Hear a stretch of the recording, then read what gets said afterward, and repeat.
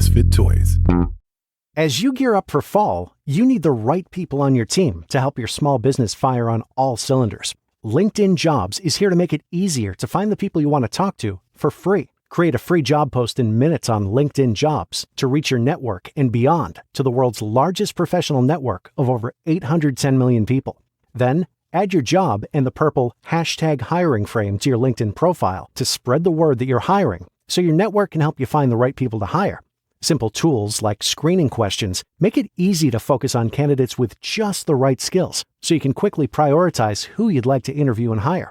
It's why small businesses rate LinkedIn Jobs #1 in increasing the quality of hire.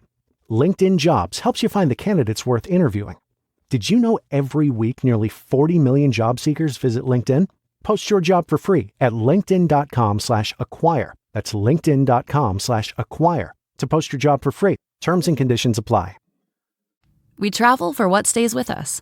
Experiences are what people love the most about travel. They create long-lasting moments that make memories and connections which will last well beyond the trip. I can still smell the sauce from the pasta making class I took in Italy. So whether you're looking for a guided hike to that private beach you've heard all about, or like me and want to skip the line at my favorite museum, you need to check out Viator. Viator is the world's leading travel experience marketplace. They offer everything from simple tours to extreme adventures and all the niche, interesting stuff in between. Plus, Viator has over 300,000 bookable experiences to choose from in over 190 countries. Download the Viator app now and use code Viator10 for 10% off your first booking in Viator's world of wonderful experiences. Viator. One site, over 300,000 experiences you'll remember.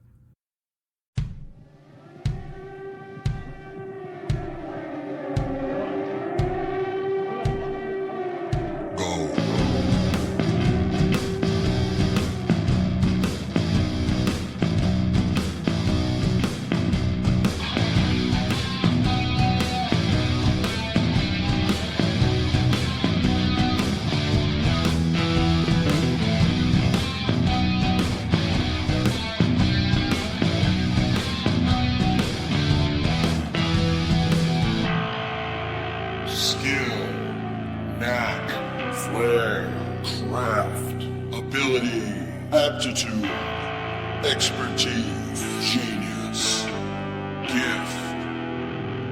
I'm the fucking talent. Hey, what's happening? Mike Schmidt, 40-Year-Old Boy podcast. How you doing out there? Good, I hope. I'm in Los Angeles. I got my ceiling fan cranked. I got a cup of water right here, but it's empty, which is the dumbest thing. Why would I start? Let me ask you this. Why would I start talking to you people with like 1/8 of a glass of water next to me? I should have got up. I should have put some ice in it, maybe some other water to keep myself refreshed and non-parched. Nobody wants to be parched.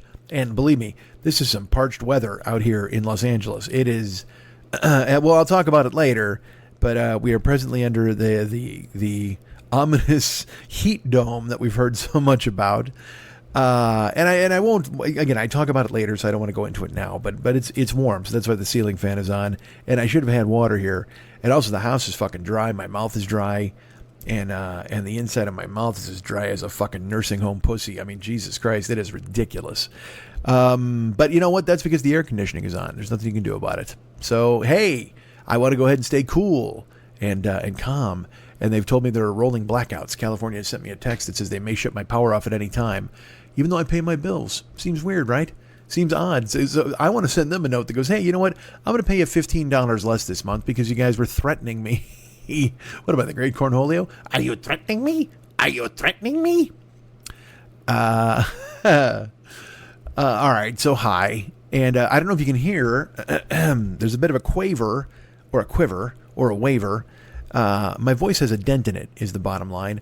And why, you ask? Well, you know what? I'll tell you later.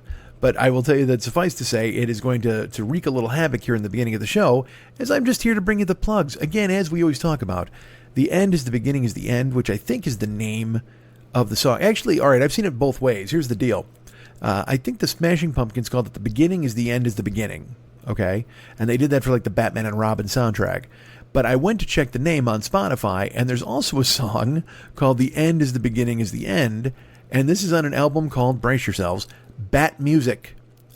And I think it's just like some studio musicians. What if we re-recorded all the fucking Batman songs and try to make $5? And then they did, and they put it in fucking Spotify.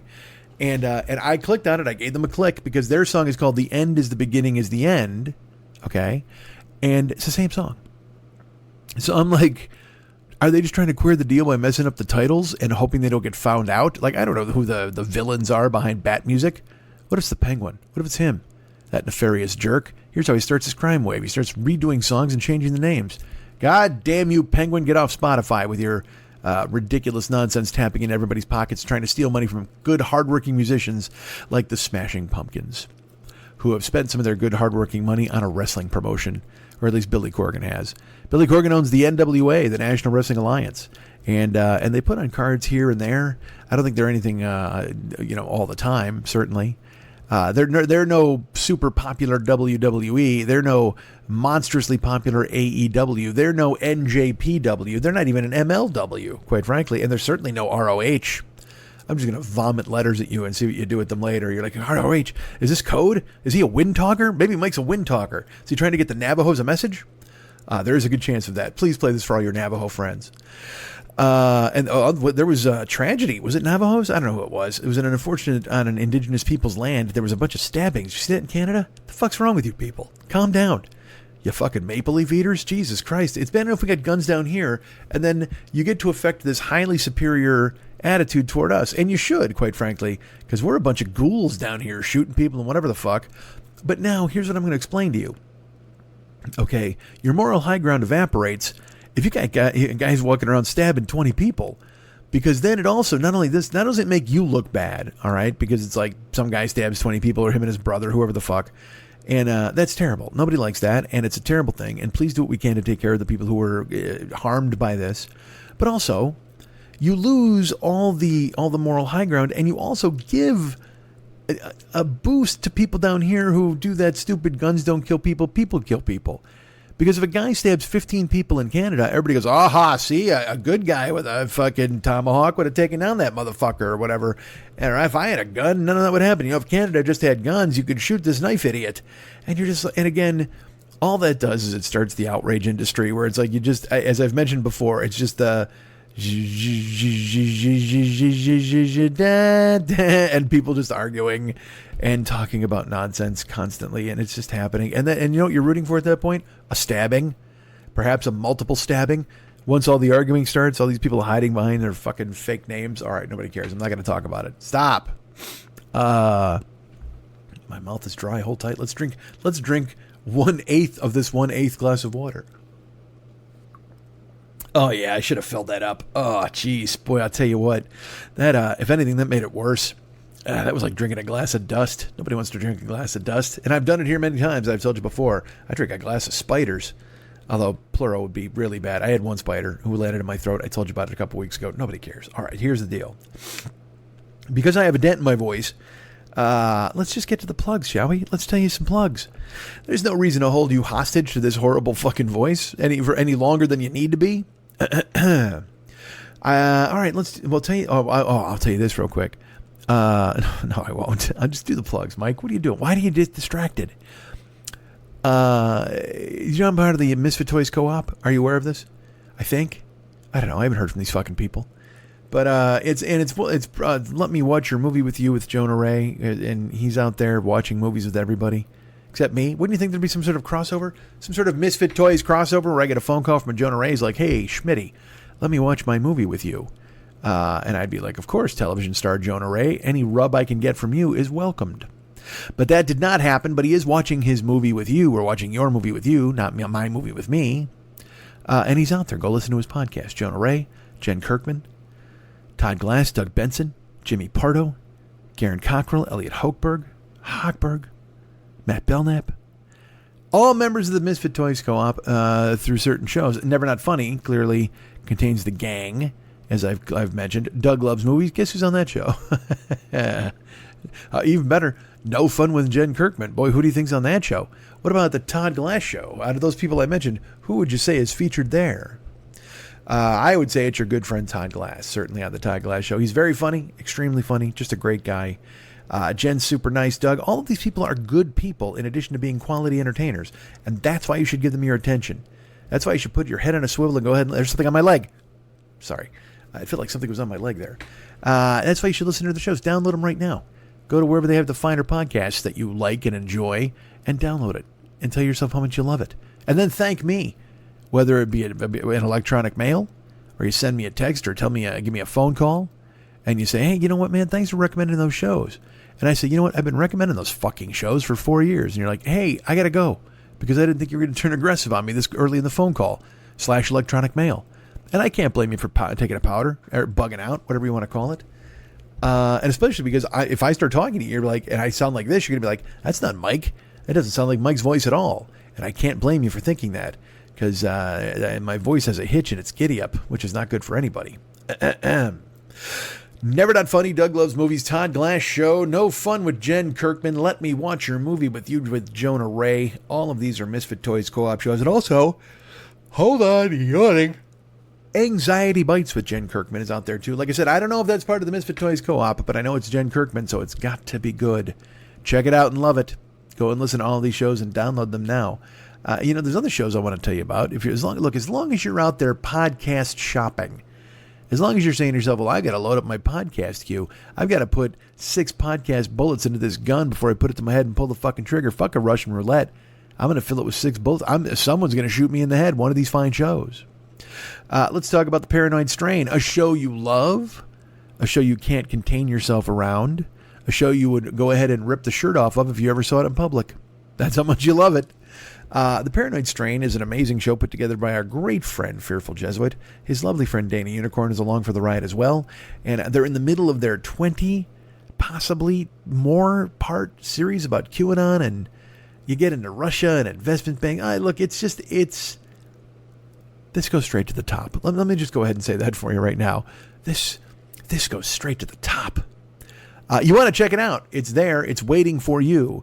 It's waiting for you. Let me listen to your podcast with you, with Jonah Ray. That's available right now. And he will listen to Fearful Jesuit and The Paranoid Strain, and you will all love it. And you will hear the dulcet tones of Fearful Jesuit that were recorded in a closet at a compound, and the Dana Unicorn, who is a citizen of the world. No one knows where she is at any given time.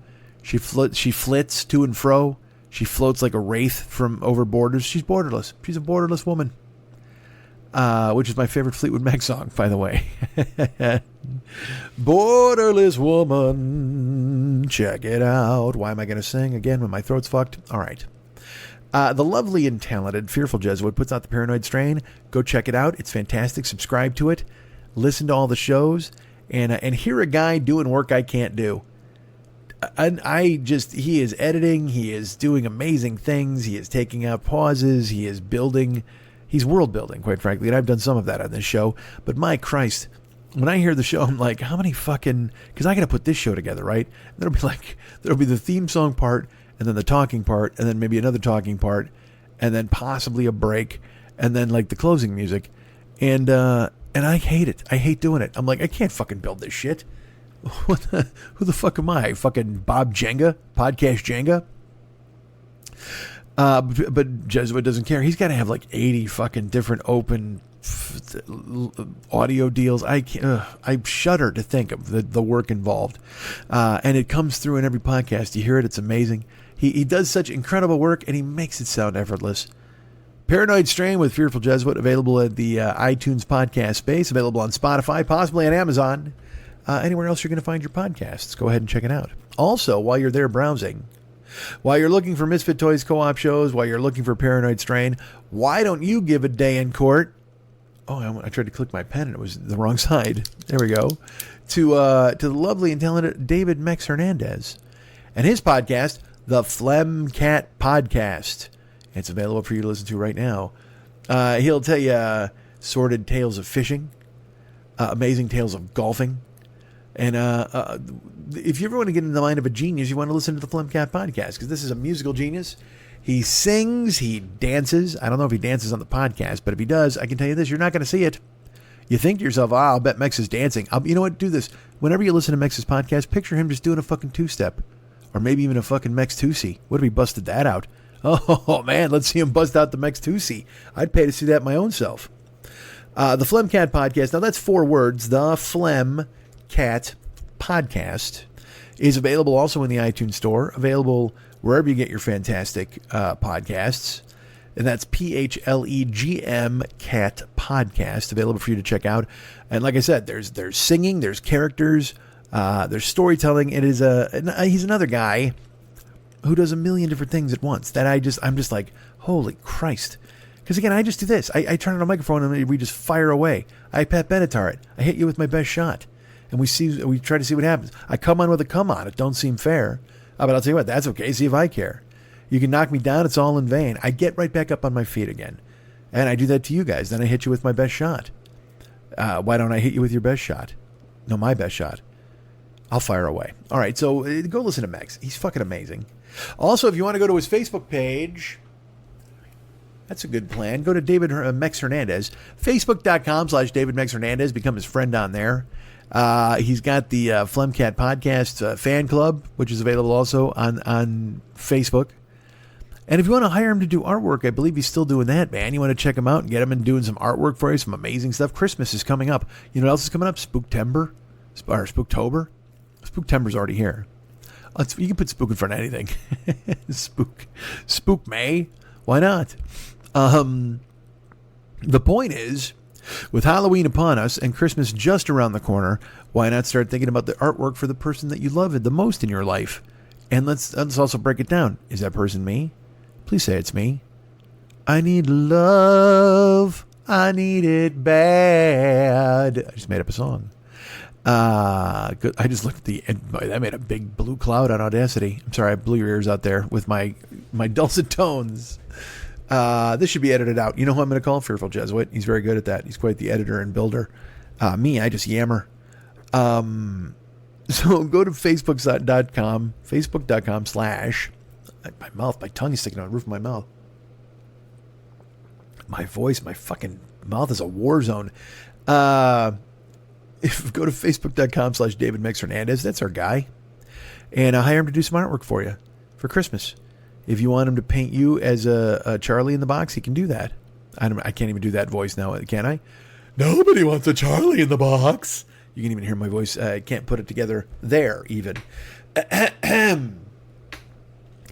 You know, for a guy who uses his voice to quote-unquote make a living, I sure am careless with it. But that's just me. All right. So Paranoid Strain and the Flemcat Podcast, available wherever you want to go ahead and find podcasts. Go and download them now, and then also hire David to do all of your artwork for you, because he is a busy man, but he's not too busy to do your goddamn artwork. So don't even think you're bothering him. Who among you wants to hire me to do a cameo?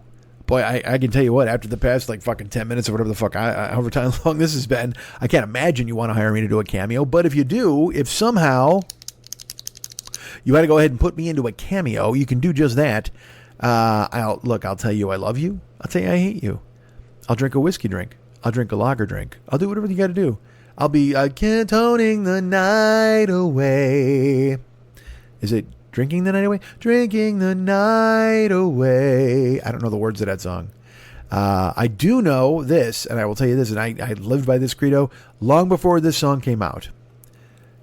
I get knocked down, and I get up again. You ain't never going to keep me down. I'll drink a whiskey drink. I'll drink a lager drink. I'll drink a vodka drink. I'll drink a cider drink. Am I right? I might be right about those. Vodka and cider might be the next two. Look at me remembering part of this song. I would walk 500 miles to remember that song. I know it's a different band. One is the Proclaimers. One is Chumbawamba. One wears glasses. One steals things. I know. Although the Proclaimers could also be thieves. I have no idea if they're stealing things from stores. That was Chumbawamba's whole deal. Like, Chumbawamba had that fucking hit with, they're like, we get knocked down. We get never going to keep us. Okay, great. And then it turns out they're like anarchists. They're like, steal our album. We don't want to make any money ever. It's like, wow, Chumba, you need to talk to Wumba. That's what I'm going to say right now. Sorry, that made me laugh. Chumba needs to sit down with Wumba and have a conversation right now, because you know what? Chumba's like, look, man, we got to make some money here. And Wumba's like, fuck you, dude. Anarchy, man. In the UK, steal this album. And Chumba's like, yeah, that's all great. And if you tell them to steal other albums, that's fantastic. But what you can do is you can tell them to buy our album. See, buy our album, because then it's like a blueprint for to be an anarchist, and they can steal everybody else's stuff. But we, however, need to sell some fucking albums because we've been fucking squatting in this flat for fucking 6 months, and we have nowhere else to go. So we need to do something to try to keep the heat on.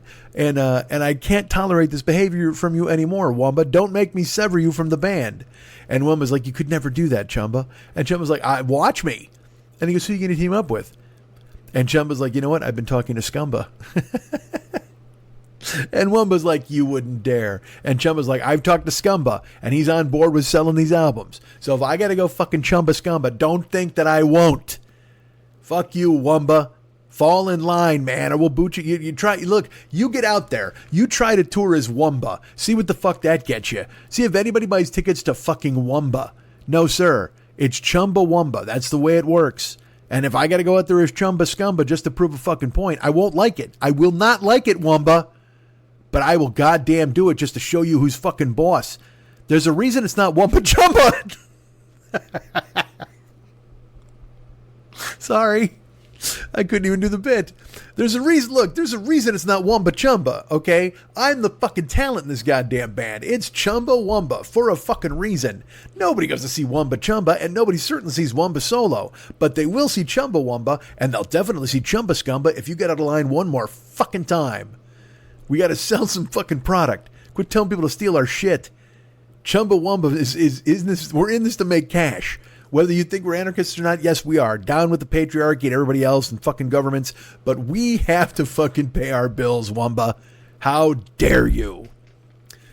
You know who's furious about that whole conversation? Scumba. He just wanted in. He didn't know that Chumba was going to give Wamba one last chance. He thought Wamba was getting whacked. It was Whack-a-Wamba. He's like, Whack-a-Wamba. I'm in. I'm Scumba.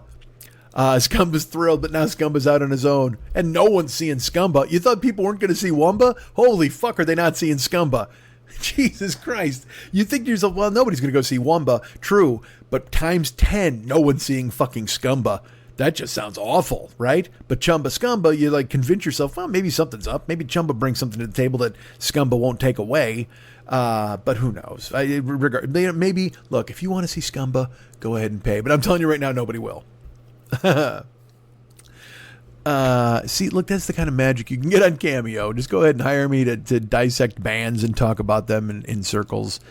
I gotta admit, I'm pretty goddamn proud of what made me laugh. I don't even remember what it was. It wasn't Chumba Scumba. Oh, go see Wumba? I don't fucking know. Who cares? Go listen to that whole bit. Look at me trying to reminisce about a bit that I just made up, and I can't even pull it. God, see. It's not only my voice that's got a dent in it, it's my fucking head. My skull has got a problem. All right. It is me on Cameo. It is you hiring me. It is a dry mouth. Hold tight. I don't want to be all smacky in your ears. Or drooly. I'm backed away from the microphone now because I think I'm popping it, but now it looks low. But now if I get it in this tight, it's like kind of high. I don't know. You guys know how voices work and amplification systems and microphones. Hire me for Cameo. I'm out there. I'll do literally a 30-second thing where I'm like, hey man, everybody loves this guy. Or I'll do a fucking 10-minute thing where I'm like, hey, fucking what's going on with this guy? I'll get to the bottom of everything. Hire me. I'm the Cameo Columbo. I'm Cameo Lumbo. That's who I am. I'm Cameo Lumbo. Get me on the fucking case. Cameo Lumbo, right? Cameo Lumbo. Cameo Lumbo. No, because why the double O? Because it's Columbo. Cameo Lumbo. All right, so it works. Yeah, I'm Cameo Lumbo. I'll crack the case. And whenever I do, I promise this. If you say, you know what, Mike, be Cameo Lumbo, I will scratch my head during the cameo, and I will also say just one more thing. That's what I'll do. And then you know what'll happen is fucking David Cassidy's father will try to set me on fire. Who the fuck is it? I can't pull his name. Sean Cassidy and David Cassidy. Their father was... Guys, I'm old. Like, my brain just stopped firing. I can't even remember this fucking dude now. And he's the only villain. He's the only villain I remember from Columbo. He's in like 10 episodes. I know Shatner was in an episode. He was in an episode. He was one. All right, now I'm pissed. I'm literally going to Google who the fuck David Cassidy's... Jack Cassidy. I'm not even going to Google it. There you go. I pulled it. Jack Cassidy. Fuck off. I gotta not remember his name. he was the only villain on Columbo that I remember. And also Jack Cassidy was one of those dudes that when he showed up, you're like, oh man, he killed somebody. Whether it was a Night Gallery or any of those fucking shows, you knew that he was the guy who did it. He just had that face. He looked like a magician on his day off. You know what I mean? Like that fucking thing. If you put a top hat on him, you'd expect him to pull a bird out of his pocket any second. You know, one of those cats. And so, yeah, that's who Jack Cassidy was. And didn't he burn himself alive? You know, it's funny. It's such a weird death. I can't remember if he burned himself alive in some episode of a show or if he actually died by burning himself alive. Like he smoked in bed or something. You don't get a lot of those deaths anymore. At least you don't hear them. In the 70s, they used to be a thing. In the 70s, there were a lot of, here's a bunch of deaths that have gone away. Let's talk about deaths that have gone away. One, guys who fall asleep in bed with a cigarette and die. That doesn't happen very often anymore. At least I don't think it does. I haven't seen a report. It seems like there's plenty of other different ways to die. But and this is one of those, that's one of those, because look, if you even die at that, because it's a 70s death, it's just a 70s death, or it's even a 60s death. And if you die now and you go up to see Jesus and he's just like, what the fuck happened to you, man? Smoking in bed? First of all, nobody smokes anymore. And you're like, yeah, I know. And he's like, but then you're smoking in bed? Do you know how gross that is? Like, what if you ever had a woman and you brought her home and then she smells the fucking cigarette smoke in your bedroom? You're not getting any. There's no pussy on deck for you with a fucking tobacco room.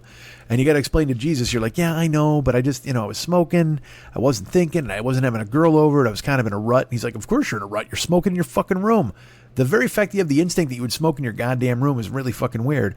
And then the guy's like, why would you say goddamn? He's your dad. And you're like, because I'm Jesus. Say what I want. But that's a death that went away, smoking in bed. Nobody sets themselves on fire in bed anymore. That's a Jack Cassidy death. What else? How about a kid getting caught in a fridge? Remember that death?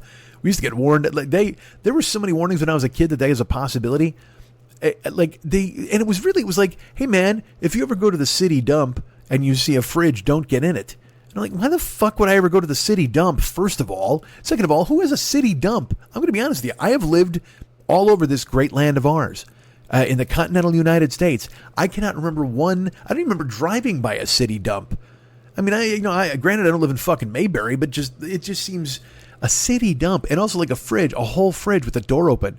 Like some kids are going to go, ha ha. And I guess it was like some sort of possible hide and go seek accident. But you're smarter than that. Don't hide in the fucking fridge. People are fucking ridiculous. If your 8-year-old hides in a fucking fridge and he eats it, man, I got to be honest with you, that's on you, because he didn't know any better. He just fucking saw a hiding spot. But it doesn't happen anymore. Again, that's a 60s or 70s death. Nobody fucking hides in a fridge and fucking dies. Although I guess, it's unfair to just pigeonhole it at the dump.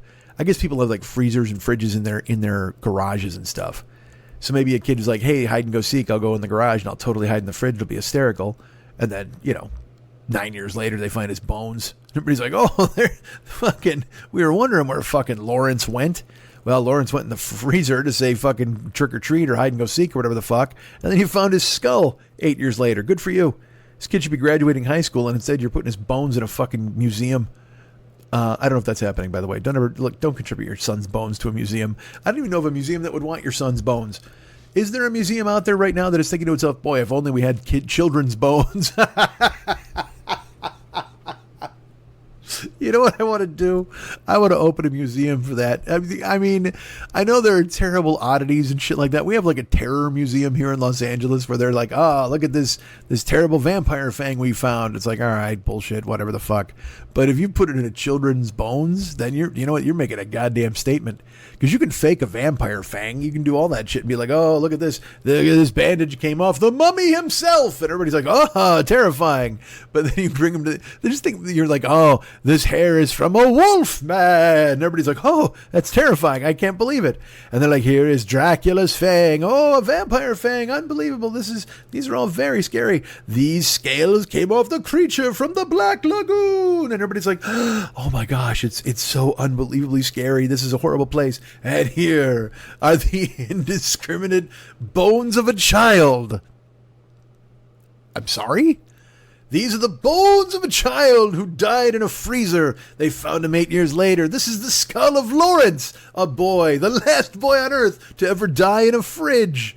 And everybody's like, that's fucking dark, man. And he's like, yes, but you saw Wolfman and Vampire, everything was fine. And you're like, yes, but this is a real kid. This is Lawrence the Freezer Boy. That's not fucking good for any of us. Look, because you can fake a mummy bandage, you can fake a vampire fang, and you can even fake some Wolfman hair. But holy fuck, you can't fucking fake a kid's skeleton. Nobody can fake a child's skull found in a refrigerator, you fucking goof. And he's like, oh, but look how terrifying it is. And you're like, yeah, we're getting out of here. And we would like refunds, please. No refunds. Oh. Because that's the only thing scarier to the proprietor of that museum than a children's bones would be the idea of refunding anyone who went through the museum. You got to figure he refunds everybody, right? I mean, because you see the vampire room, the mummy room, the Wolfman room, and then you get to the children's bones room, and you're like, what the fuck? I want my money back. But then your greedy eyes have already absorbed vampire and Wolfman and mummy knowledge, so you don't get a refund. Fuck you. That's what I say. How dare you? How dare you insist upon a refund from seeing a child's skull? You think it's his fault this kid climbed in the fridge and died, and then this fucking weird family didn't find him for 9 years and then sold his bones to a museum? Absolutely not. This guy's just trying to make a buck. This guy's just trying, and you know what? You didn't care when it was like a vampire. Who are you to decide whose bones should be displayed, whose fangs should be displayed? Hire me for Cameo. These are the things I will get to the bottom of. I will talk about them for you and yours. I will go ahead and peel the onion on anything you'd like. Children dying in refrigerators. Jack Cassidy dying in his sleep, setting himself on fire. Anybody else dying in their sleep, setting themselves on fire.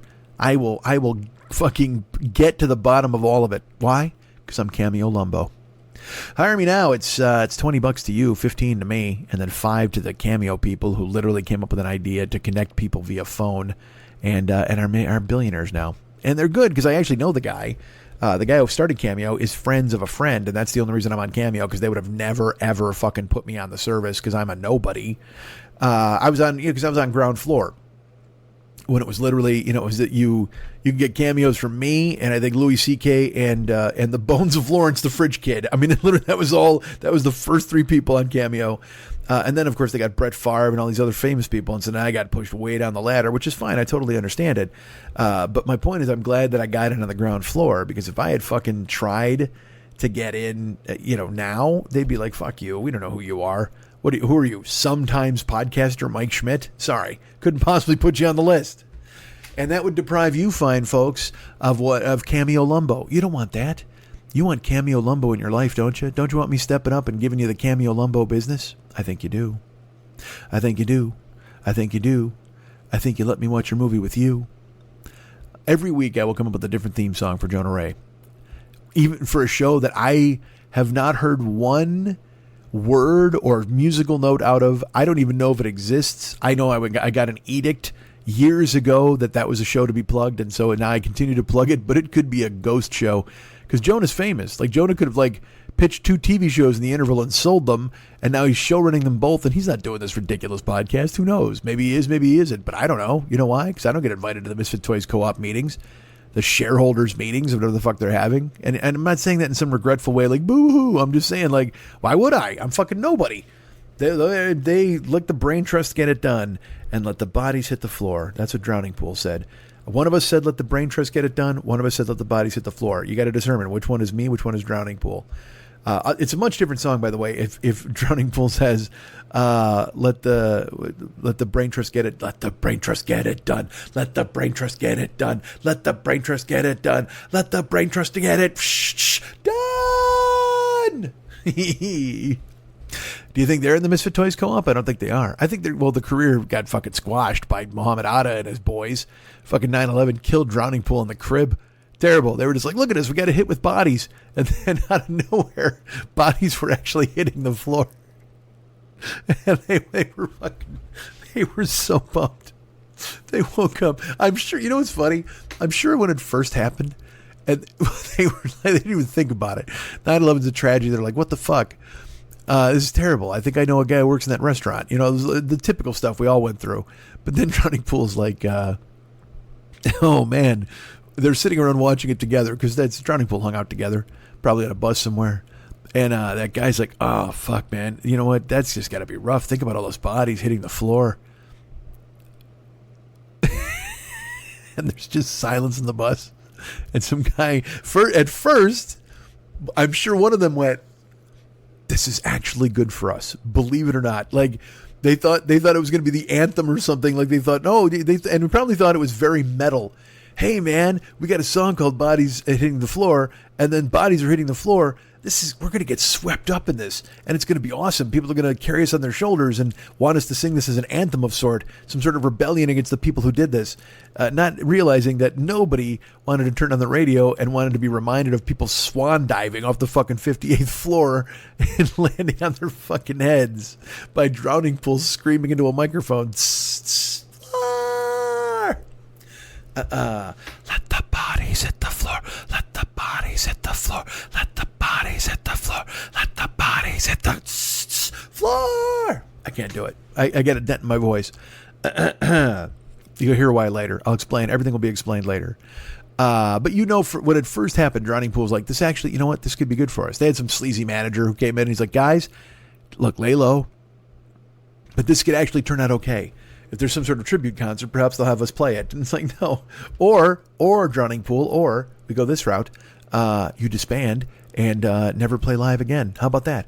How about we forget you? How about you become a footnote in the pre-9/11 history? How about that? Because goddamn, like I said, they thought they were just fucking killing it. Because that song was getting a huge airplay. I bought the album, for fuck's sake. And then the fucking 9/11 happens. They're just like, this is probably, not as bad as what happened with the Coup. You know the Coup, Boots Riley's band? The fucking Coup, you know this, Google it. If you don't know it already, Google it. The Coup had an album out, and I don't want to mix up the lore. Like, I don't think it was released on 9/11. It might have been released like 2 weeks earlier, or it was going to be released 2 weeks later, something like that. But the cover of the album had the band blowing up the World Trade Center. Just fucking like one of them flipping a switch. And then they were, because the Coup, by the way, the Coup made some jams. You should find them and listen to them because they're so goddamn good. I was very happy. There's a show called Winning Time that was on HBO this year. It was a show about the Lakers from this fucking 80s, and they used the song by the Coup as the theme song, and I was like, that is a fucking perfect choice. But the Coup, they had the fucking they had to take it off the shelves. Like the Coup, and Boots Riley's done fine, because if you haven't seen Sorry to Bother You, you should check it out because it's a fucking brilliant movie. Sorry to Bother You was so goddamn good. But he rebounded nicely. But I don't know if the other guy in the Coup or the other two people are like, hey, Boots, you want to, what about a little something for the effort? And he's just like, hey, man, I got to go make some awesome movies. You guys sit here and deal with that World Trade Center album cover fallout because I am out the door. It was a tough time for all of us during 9/11.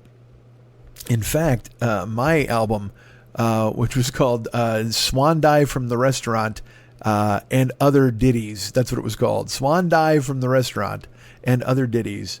And it was a picture of me in one of those old-time bathing costumes on top of the World Trade Center looking like I was about to dive off. So I never got the chance to release it, but I certainly still have it on deck. You never know. When will it be time? When will it be time? We've all, it's been 21 years. I figure on the 25th anniversary, that's when it'll be time to put out Swan Diving from the Restaurant and Other Ditties. Please, mark your calendars. In 2026, on 9/11/2026, I'll put out that album that was meant to hear, and wait till you hear the dated references in 2001. Holy fuck, you're not going to believe what I say about the presidency of George Bush. Oh my God. Hold on. Fucking yawns and dry mouth. What a fucking weird... All right, I just drank the last of my water. I got to finish this up. My mouth is under attack. All right, so look, this is enough tomfoolery. Hire me for Cameo. I'm out there. You know you want to.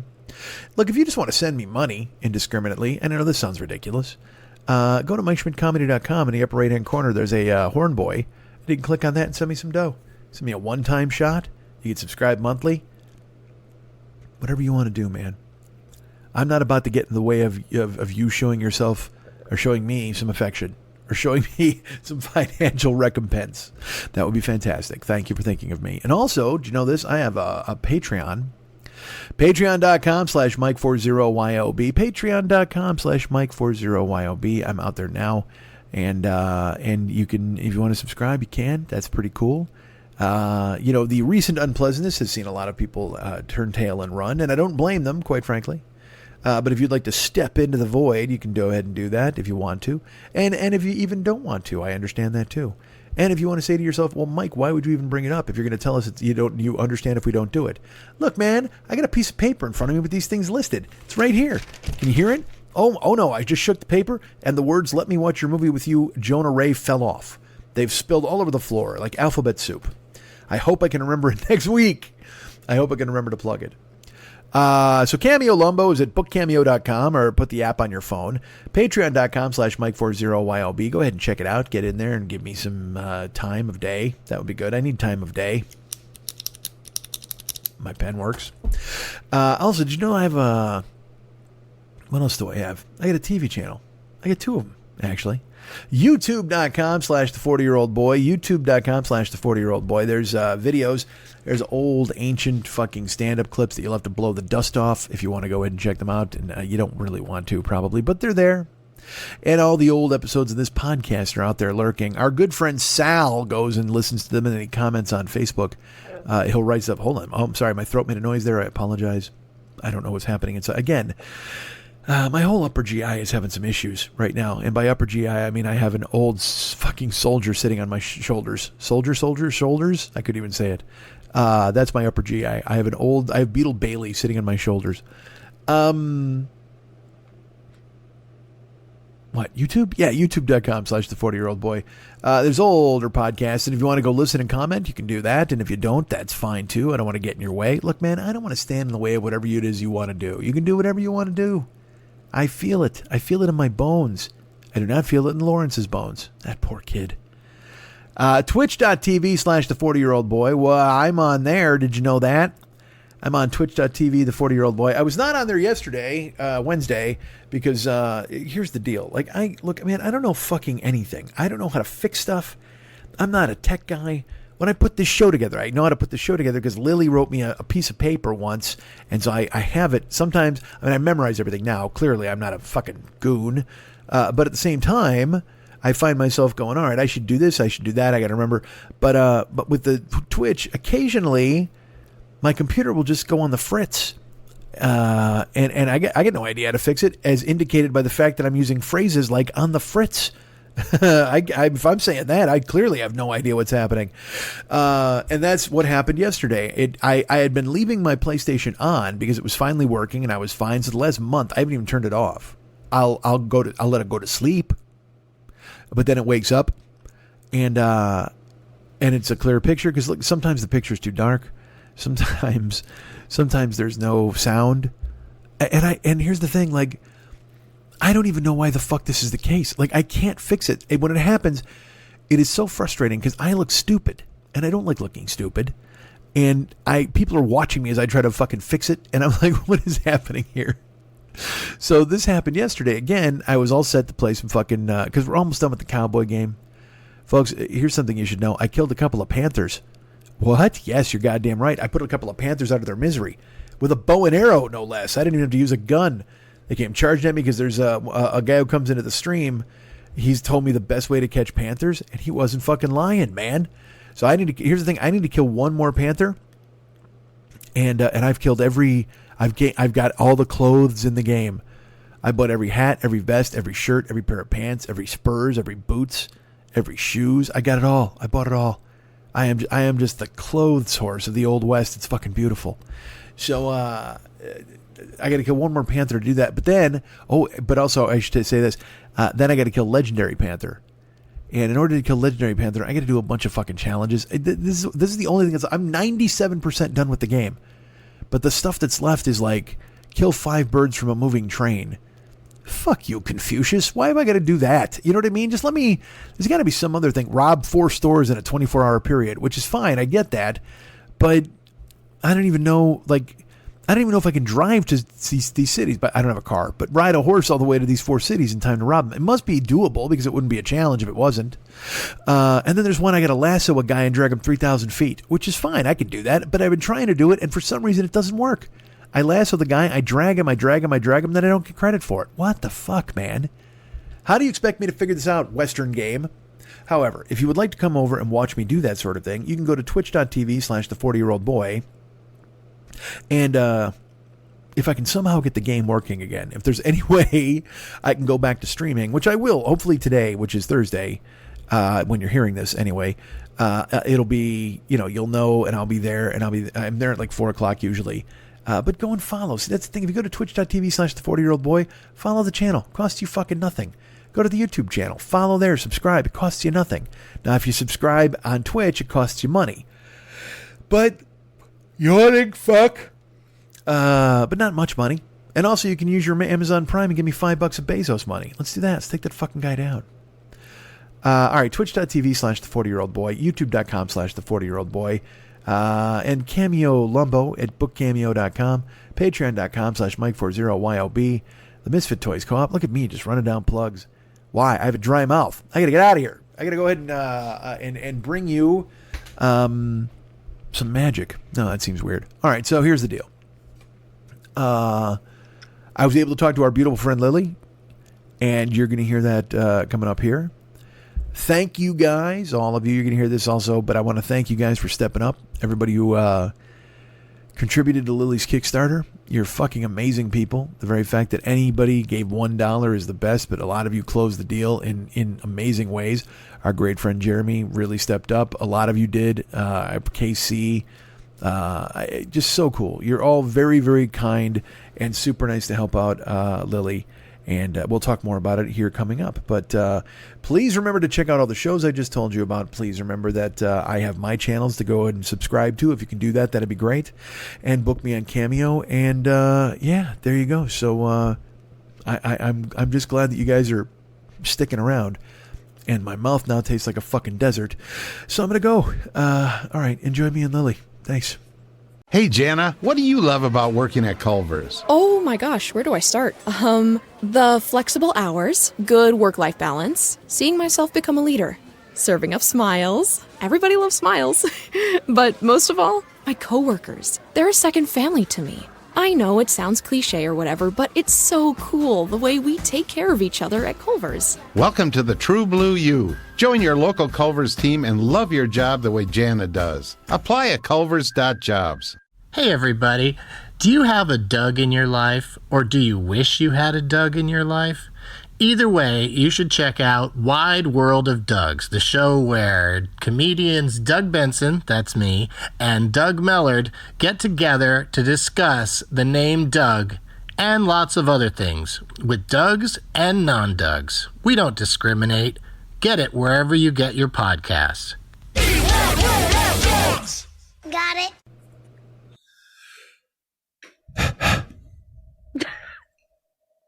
Why do you laugh? You saw that for how many millions? I know. Of years? It's still fun. That's probably wrong. It's a wrong thing to do. I'm sure if I spoke to a speech therapist, he'd be like, "What are you doing, fool?" You're preparing. It is your mental. Yes, but perhaps there's some sort of preparing where you're supposed to exhale a long exhale instead of two short bursts. I think you just like if I go ahead. Sorry. I'm just saying if I've been like, because usually it's that's what I do to get ready to do a show. But if I'm supposed to go. What am I supposed to do that? I think you're supposed to go la la la la la la la la la la la la la la. Rubber baby buggy bumpers. Rubber baby buggy bumpers. 99 naughty nuns and a. I don't think that's right. What is the nun one? I don't know. 99 nuns in a nunnery. It's 99 nuns in a nunnery. That's your next Kickstarter, isn't it? It's going to be 99 nuns in a nunnery. 99 naughty nuns in a nunnery. Are they naughty? Or are they really? My nuns are always naughty nuns. 99 naughty nuns in a nunnery accosted by a nudge. 99 naughty nuns in a nunnery accosted by a nudge. 99 naughty nuns in a nunnery accosted by a nudge. I couldn't think of a word that was a synonym of accosted that began with N. Molested. There you go. Molested. They were molested by a nudge. I don't think that's... It's pretty close. I made up a word possibly, but I don't care. My middle name's Webster. Did I not mention that? I got the fucking carte blanche, man. Hey, what's happening? Mike Schmidt, 40-Year-Old Boy podcast. Look, let me ask you this, folks. Is that gimmick getting old? Is it tired? That thing where we kind of pretend that we're having banter, even though we were truly having banter. And then I just tell Lily, we're starting the show, because we're recording. I know when we're recording, but then we talk a little bit because I'm trying to get, I got to head downhill, folks. I can't start dry. You can't do that. You got to go down on somebody and get them fucking wet and ready for all this before you go ahead and just plunge right in. Correct? I believe so. I don't know if that's the best analogy regarding this or podcasting or anything, although there's a mouth involved, certainly. So I guess it's not so bad. Speaking of that, my mouth is dry today. There's a mouth involved with the 99 There's- Naughty Nuns, too. They're getting molested by a nudge. Molested by a nudge. What does molested mean? It's when you're being molested by a ventriloquist. Hello. I think he's being molested. That is the problem. I'm going to drink this milk while you molest that nudge. No, you're the nudge. You're a nudge who should molest those naughty nuns. Should not be laughing at this. Yes, you should. God damn it. It made me laugh. All right. It's only us, though, laughing, by the way. Clearly, nobody's listening to this fucking stuff, and that's fine. I do it for me. I do it for you. I do it for the 5 people who do tune in occasionally. As here we are all the way at the end of the AM dial. We're all the way. We're 510 on your AM dial. That's what we're doing. We're just broadcasting all goddamn day long. And I will tell you this. We outlook, and we know this. Lily wearing a tank top right now, as you know. Well, you don't know that, but I'm telling you now. But it is wow. It is. Is it hot by you, Lily? Is it warm by you? What? Your earbuds fell out. My earbud fell out because I was taking my glasses off. I see. Yeah, sorry. Well, is it warm by me? Wait a second. Is this the slowest striptease I'm ever going to see? Glasses it's first. The saddest striptease you're ever going to see. Nonsense. If I were a nudge, I'd be molesting you right now. It's 109 with heat warnings where I live. Yes. My AC has been running for 4 days straight. It has not stopped once, and we have not been able to break 90 in the house. Yeah, it's funny because I have a friend, my buddy lives in Woodland Hills, and usually for him it's 106 and it'll be 99 by me, but it was 111 by my house a couple days ago. And usually it's hotter by you too, because you're north of me. Anybody north of me, it's always 10 degrees hotter in the valley, everybody says. Well, this is ludicrous. I mean, I can't even, there's the always popular, and this is a phrase you folks need to get used to. I don't give a fuck where you live, whether you live in California or you live in Calabasas, which is also in California. So it was a terrible analogy. Or you live in New York. I don't know. I can't think of anything else that begins with a Ca. Canada, the cat. Okay, where do you live in California or live in Canada? Kentucky. Here's a phrase you need to go ahead and be familiar with: heat dome.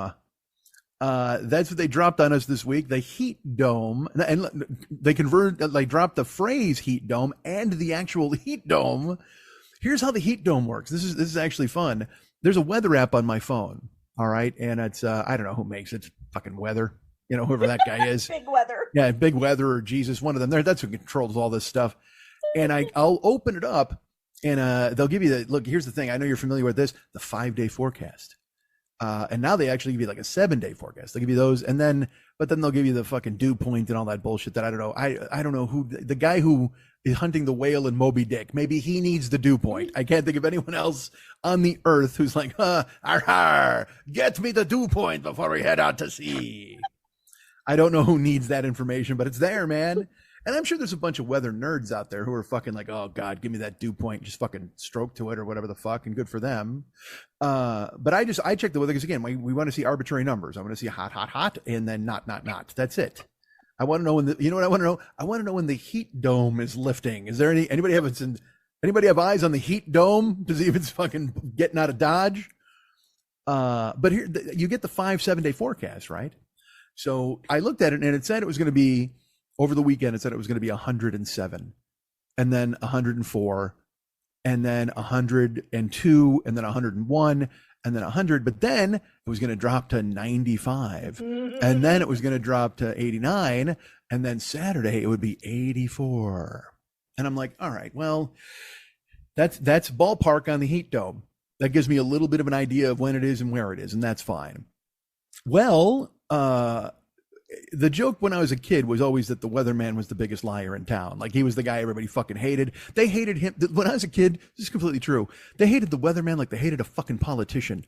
Like they wanted him fucking pilloried. Yeah, dude, because it would always be that thing where like he'd be like, let's all head to the beach, and everybody's like, yay, and then the next day a tornado hits the beach and everybody's like, hey fuckhead, you said it was safe to go to the beach. He's like, well, it was supposed to be sunny. Sorry, man. What is a fucking guesstimate? I got a coin in my pocket. What the fuck do you want me to do? You know what I mean? There were guys there was Dallas Rains in LA, and then there was Flip Spiceland on CNN. That was their whole enterprise. They had to lie to you about the sun, and they had to have stupid names. That was it. Or as they pivoted later in life over the last probably 15, maybe even 20 years, They had to be fucking hot. And they had to wear like kind of sheer silky-ish thing, tops, and not Flip Spiceland, but I mean, they always find some. It's fun. The thing is, they'll always find some random college cheerleader and get her started in the weather department. That is not true. They are all weather people. They're meteorologists. No. They went to school. More like archaeologists, because they unearthed some Brazilian hot chick who looked good at the Miss fucking Universe pageant, and they go, "Hey, you know anything about fucking rain?" And she's like, "Hola," and they said, "Here you go. You know how to run a green screen?" And she's like, "K," and they said, "There you go. Point at the fucking clouds," and she's in. And you know what? Then because it took the edge off hating the weather person. Like I'll hate the fuck out of Flip Spiceland for months. Who gives a fuck? But when it's fucking Maria Vizquel. And I'm like, holy shit, I bet she's got the darkest areolas in the business. And then you're like, yeah, I'll watch that. I'm a fan. Look, man, we talked about this when Lindsay Lohan's nipples were unveiled to the world, and I was so disappointed, and I shouldn't be, quite frankly, because I'm a fucking huge disappointment. But they were the pinkest, and her fucking tits looked like color by numbers, like fucking fill in the, you know what I mean? Like if Lindsay Lohan's tits came on a fucking Denny's placemat, you'd have to color in the nipples instantly to find out what they were. I'm gonna take some water at that point. I'm a little concerned that you only want your weather from hot nipples. Why would that be concerning? That's exactly what you should want. No. Look, the word hot is right in the title. I'm fine with it. You're already halfway there as far as weather's concerned. Nipples I can make work. If I got hot, I got weather. Nipples, that just kind of, it comes in the side door and makes its presence felt. That's fine. But when I was a kid, man, I hated the fucking weatherman because he lied about shit. Because he had no idea. Nobody had any idea. The weatherman wasn't calling Jesus to go, hey, what's it look like tomorrow? You know what I mean? There was always some guy, and look, inevitably there was one dude in town, like we had Tom Skilling in Chicago, who drove around in a fucking, twister mobile shooting ping pong balls into the air to find out the atmosphere and shit. And that's fine. Good for him. But in reality, none of them fucking had an idea, and people would hate them. They would curse their names. They hated them so goddamn much, just like they hated local politicians and they hated whomever. So that was their job. Well, now there's an app that does their fucking job. Now their job, it's funny. Now their job is, like I said, is to have, hold on. What are you saying? And they're up to like Doppler 7,000 now. Right. That's what I was looking up. They're up to Doppler 7,000. Yeah. And when they first, because the first time I heard about Doppler, I'm like, wait a minute, didn't we try him at The Hague? I thought he was a German officer that wound up doing the wrong thing. He was only following some orders. But it turns out it's a weather system of predicting or whatever the fuck. And now they've boiled it down to where they can figure everything out. And what do I know? I got no fucking idea. Again, like I said, when you were kids, you weren't sure. But now they got so now with the robot doing all the work, Doppler 7,000 or whatever the fuck, now the weatherman's function is to either look hot in capri pants or to fucking put on a slicker and a Mr. Gorton's fisherman hat and go out and stand in a hurricane and talk about how bad it is. That's all these fucking guys are. They're fodder for ridiculous clips that people will post and go, wow, that guy's nothing like a guy getting face hail to wake you up in the goddamn morning. So that's who you hated, right? So now though I got a robot in my phone and it's his job to be hated because he tells you the truth or he doesn't tell you the truth, but it doesn't fucking matter. So my point is he's got the 7-day forecast, right? And we've got the heat dome perched above us, which whenever I think of that, I think of a delicious, like what's that? You ever see when they make that pastry where they put the salt crust dome over the pot and it cooks everything inside and then they crack the salt crust dome? Oh, it's fucking beautiful. No idea. Google it, man. I'll tell you what, I find myself, I watch so many cooking shows. Like it was great. I was watching an Iron Chef this afternoon and, Iron Chef Michael Simon he always makes a pasta. So he's making a pasta and Elton Brown is the one doing the play by play, right? And he goes, they're making a pasta there. I can't exactly see what it is right now. I go, pappardelle. And then they go off and do some things. They come back and he goes, oh, it looks like a pappardelle on the side of the, and I'm like, you goddamn right. It looks like a fucking pappardelle. Why am I not sitting next to you? This fucking nation needs my presence on the Iron Chef set. Although not anymore because the Iron Chef is on Netflix now. And I've done this. Everybody who listens to this fucking show and people who used to listen and don't anymore, even them that's haunting their skull, they know this about me. There's a lot of things. There's certain things you know about me. All right. I don't like a freestanding cheese. You know this. If I use your restroom, I'm probably naked. I mean, you know all these things about me. But there is another thing that you clearly know about me. And that's, I don't understand why cooking shows can't just be somebody cooking and you relax and watch them. Why do I need an audience? How, as the line I wrote a million years ago was, how culturally bankrupt are we as a nation when Mugu Gai Pan needs a standing ovation? I mean, please, I don't, because again, Emerald shuffled it in with the bam and the boom, and then people are clapping and shit, and there's, I'm watching, and again, what's terrible for a souffle? Rhythmic clapping. Stop. That's very true. This shit's gonna fall, man. Are you there to test it? Are you testing the souffle's strength? Why are you doing this? And the new Iron Chef is a fucking tragedy. They went and they hired new Iron Chefs, and they hired people who are. And again, I know you're like, well, they shouldn't have a personality. They're just a fucking cook, and you're right. There's no doubt about that. But you don't mind a little like personality. It was funny. There was one episode. There's 8 episodes of it on Netflix, and one of them they fucking immediately ruined. All right, because it was the 2 chefs, and then they go, but wait. It's the 2 chefs battling, but also we have special guests from the National Football League. What the fuck are you talking about? Yes, Keyshawn Johnson, and I think it was Martellus Bennett, are going to assist you with cooking a halibut. What the fuck is going on? Their entire careers, they bang their brains into fucking applesauce. You expect them to get the count right on a muffin tin? Please. But that's who's there. Because I don't need celebrities. I don't even need celebrity chefs. You can get, that's why Chopped works. You got 3 fucking Chopped idiots who are fucking nobodies, who are all line cooks who want to be somebodies. And then they're like, hey man, why don't you make gravy out of an old boot and fucking river water? And like, I can do it in 30 minutes. That's fucking beautiful. That's a cooking show. I don't understand how they're nobodies who want to be somebodies, but we don't need celebrities. What do you think somebodies are? But they're trying to get to be somebodies. That's what I'm saying. In the beginning, they're nobodies. Just give me a show of nobodies cooking. It's so relaxing. Give me a show of people who can cook and have fun. That's what I want. Why does it have to be a competition? Have you ever seen those? Well, because the show's a competition, all right? Why does it have to be why does everything have to be a competition? Not everything does. That's an American thing. But also, but you also can't have a show that's like, do you ever see that fucking, what's that show where, is it Jack Para Talks to You or whatever the fuck? It's some gentle guy who's like, hey, everybody. He's like a new Mr. Rogers. I don't even remember what the fuck his name is, but everybody loves him. It's like, oh my God, he's so gentle and it's so fun and he's such a nice guy. And I'm just like, oh, I would bite that guy if I saw him just to see what he did.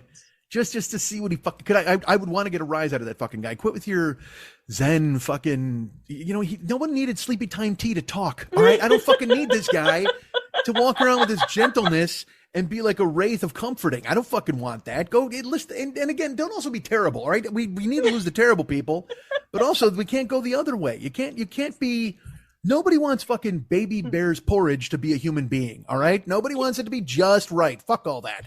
You got to have a little spice. You got to have a little of this, and that's fine. It's a mix 'em up, but nobody can just be super nice all the time or gentle, because except Mr. Rogers, he's grandfathered in. That guy fucking did it.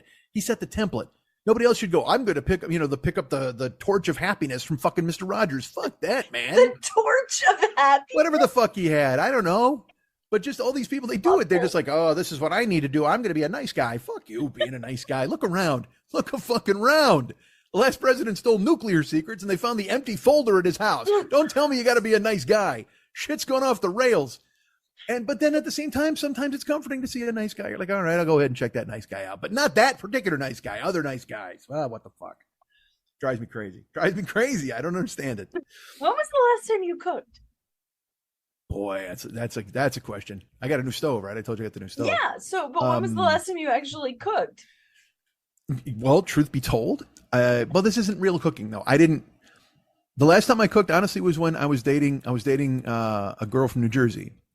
And she was out here for like a week just before the pandemic. And we made, because I was really hardcore working out. I lost 60 pounds in 2 months. It was the year of I will, 2020. Yes. Hello, a pandemic ruining everything.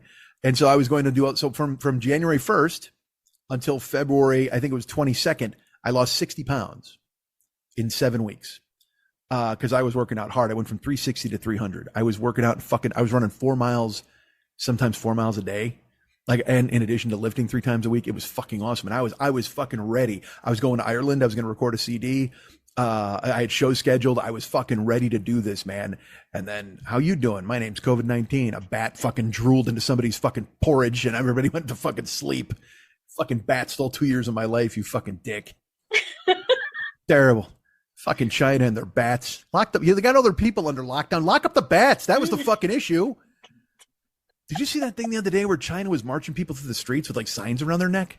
No. when everybody's like, China doesn't seem like it'd be half bad. They've got Huawei phones, and you're like, all right, hold on a second. Another thing they have is everybody's stuck in their fucking houses like a Decon Roach Motel because they think they might sneeze. That's not fucking good for anybody, man. Fucking, so again, there were some COVID people who violated the rule, and by violated the rule, what they probably did was crack their window or check their mail, because that's the thing, you can't do fucking anything over there. It's a fucking iron fist. But they marched them through the street in like hazmat suits with signs around their neck. And I got to be honest with you, the signs were in Chinese. The article said it was about COVID. It could have been about fucking anything. I got no idea.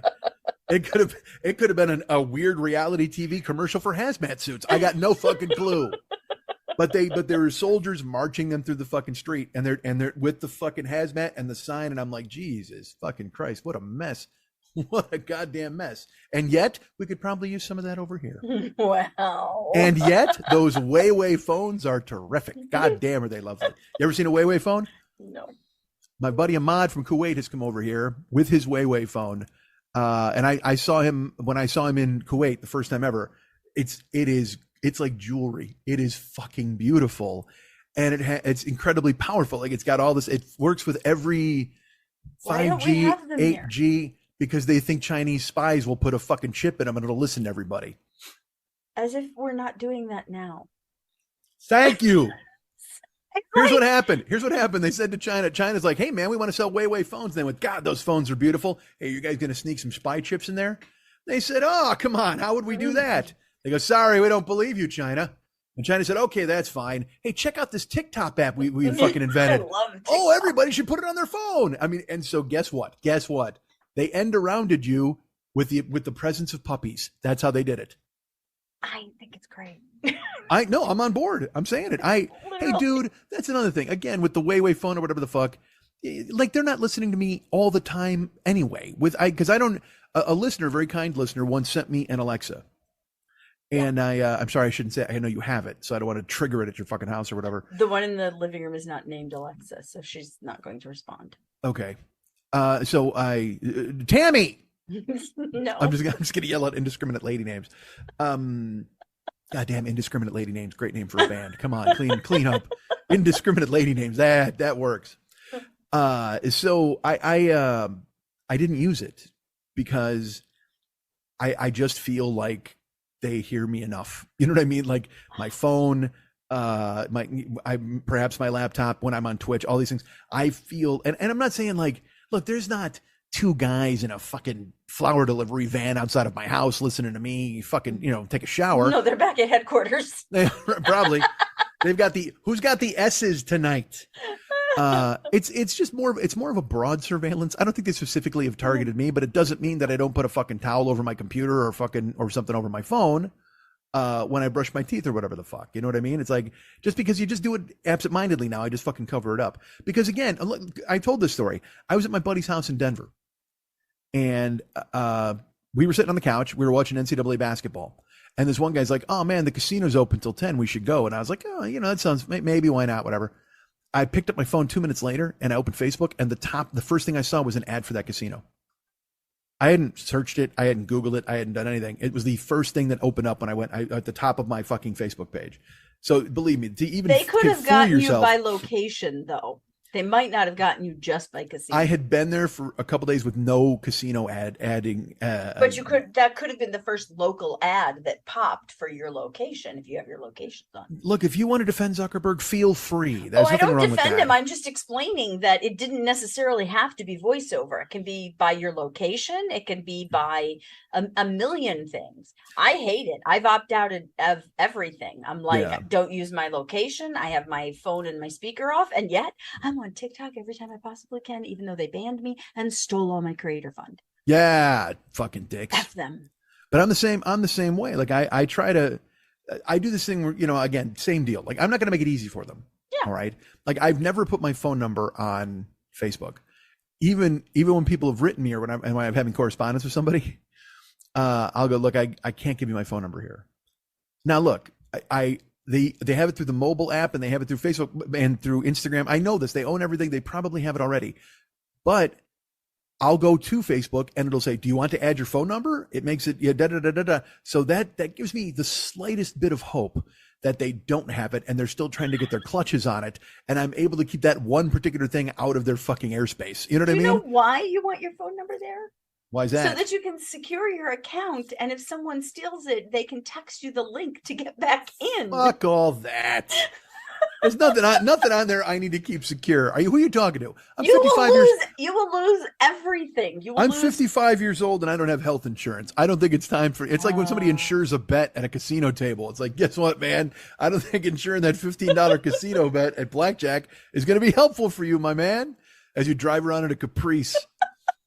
That's how I feel. I'm not going to make it easy for them. I'm just not. Now, look, do I recognize that it is absolutely easy for them? And again, I'm sure they have it. They have my phone number 1 billion times.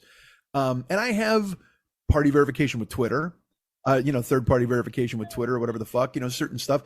The verification stuff I have with like Facebook is all email based. So like if I can't get in, because I have 4 email accounts and it'll go to one of those, you know what I mean? And stuff. But then, like, come on. Just give me a spy phone. It's beautiful. It's a beautiful phone. See, that's when I'll capitulate. But can't you buy it elsewhere and bring it in? The Huawei? Yeah. Well, you still got to know because I think they don't allow them to be sold here. You can't. I mean, because look, Ahmad brought his to America and he used it while he was here. So why couldn't you just buy one there and bring it back? See, this is one of the many conundrums we have as American citizens. Where they tell us, hey, fuck that, you can't sell that here, and then everybody brings it over anyway. You know what? honestly, the Huawei phone is the unfortunate Guatemalan at the border. You know what I mean? Who that I'm looking it up. I want to see can't get in. HUAWEI. It's China. They got to throw an H in there. Of course they do. It's sleek. Like I don't know it's so flat, dude. It is so. It's like a credit card phone. I don't even think there's a battery in it. I think it just runs on wishes. It is so fucking beautiful. And he pulled it out. And I mean, when I say beautiful, what I mean is it was so crystal clear. Like that's the thing. You're not going to get anything secondhand. You can get one for 99 cents on Wish. I don't think that's right. No, that's oh, no, that's a case. No. Okay. I was like, what I was going to say, no, that's not a Huawei. You'll get that Huawei phone, but it'll be spelled like W-A-Y, W-A-Y. Yes, it can. Yeah, wow. I'm telling you, it is incredible, dude. He pulled it out. I was just like, what is that?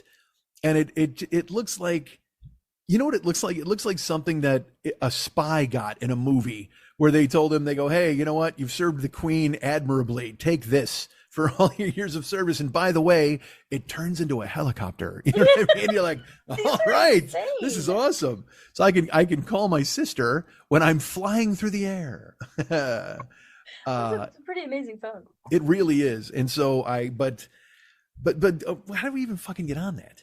I asked you when was the last time you cooked, and then you told me. Okay. I just thought of something else I didn't finish talking about the heat dome. The heat dome, because now remember the cooking thing, and we'll talk about that in a second. But the heat dome, I mentioned that in the app. They give you the 7-day forecast, right? And it said it was going to be 107, 105, 103, 101, and then 95, and then 82, whatever. Well, every day I went into my phone. Again, this is the first instance I've ever had of this with the app that I can remember. You were like, when's this heat going to break? You're like, okay, it's going to break Tuesday. That's cool. And then I went in on Monday to find out, and then Tuesday was back to 104. And then 103 and 101 on Wednesday and Thursday.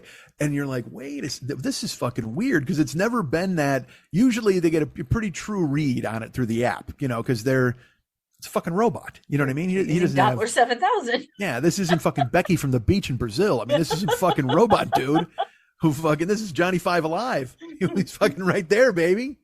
Short circuit guy. He's there to fucking give you the numbers, but it keeps going up. And now I just looked again, like today was 105 degrees, and it was supposed to be 91, and now the next 2 days are over 100 again. But here's my favorite part: it's still clinging to the hope that Saturday is going to be 84. I'm like, all right, sure thing.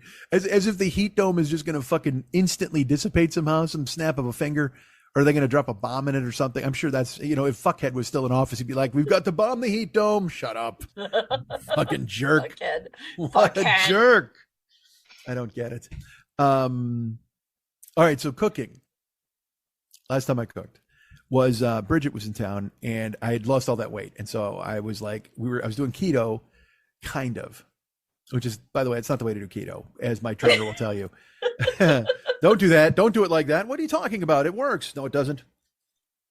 But I've lost 60 pounds. Shut up.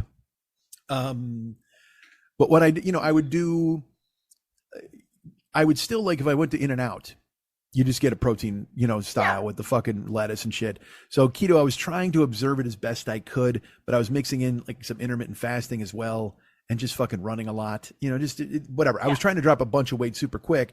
And it's what I'd like to do now. I'd like to drop a lot of weight super quick. And then you get to a base of operations around like $3 bills. And then you're like, all right, now we can implement like life changes and these other things instead of the fucking, or you could just change your life for the rest of your life. Now, who are you talking to? You're talking to a guy who's changed his life many times. I don't think you have. And unfortunately, changed it back. What are you talking about? I weighed 500 pounds. I got down to 250. And then I went back up to 340. And then I got down to 260. And then I went back. I mean, it's like I've yo-yoed this my entire fucking life. So when I got the surgery, I literally, the phrase I said to myself was, hey, man, you've done everything you fucking wanted to do. It's time to pay the check. Yes. And so I changed my life. I did all this stuff. But it was actually you. Well, not you, but it was with you that my life changed back, actually, in Las Vegas. I still feel terrible about that. It wasn't your fault. It was my fault because I could have said no. For those of you not paying attention, I had surgery. I ruined Mike Schmidt's life. Well, it was a table of 4, and I'm a grown man. I made my own decision. But we were in Las Vegas for a birthday party, and Lily and we had a dinner. It was super fun. And then they brought the cake. It was like a chocolate raspberry, whatever the fuck, extravaganza. And it was like, hey, everybody try it. And I was like, nah, I wasn't eating desserts at the time. I was like, no, because I had changed my life. No fast food, no desserts, no soda. I was working out hardcore. That's when I was fucking doing martial arts, everything. And I got kind of man, it's a birthday. Just try a piece. And that's all I need. It had nothing to do with you guys. It was me. I could have completely said, no, guys, I'm good. But in my brain, I went, well, the doctor did say, go ahead and try everything to see what you can tolerate and what you can't tolerate. So rather than me breaking the string of not having had these things, this is more of an experiment. I'm now my own guinea pig. Let's check it out. So I had some of the cake and stuff and some fruit, and nothing happened.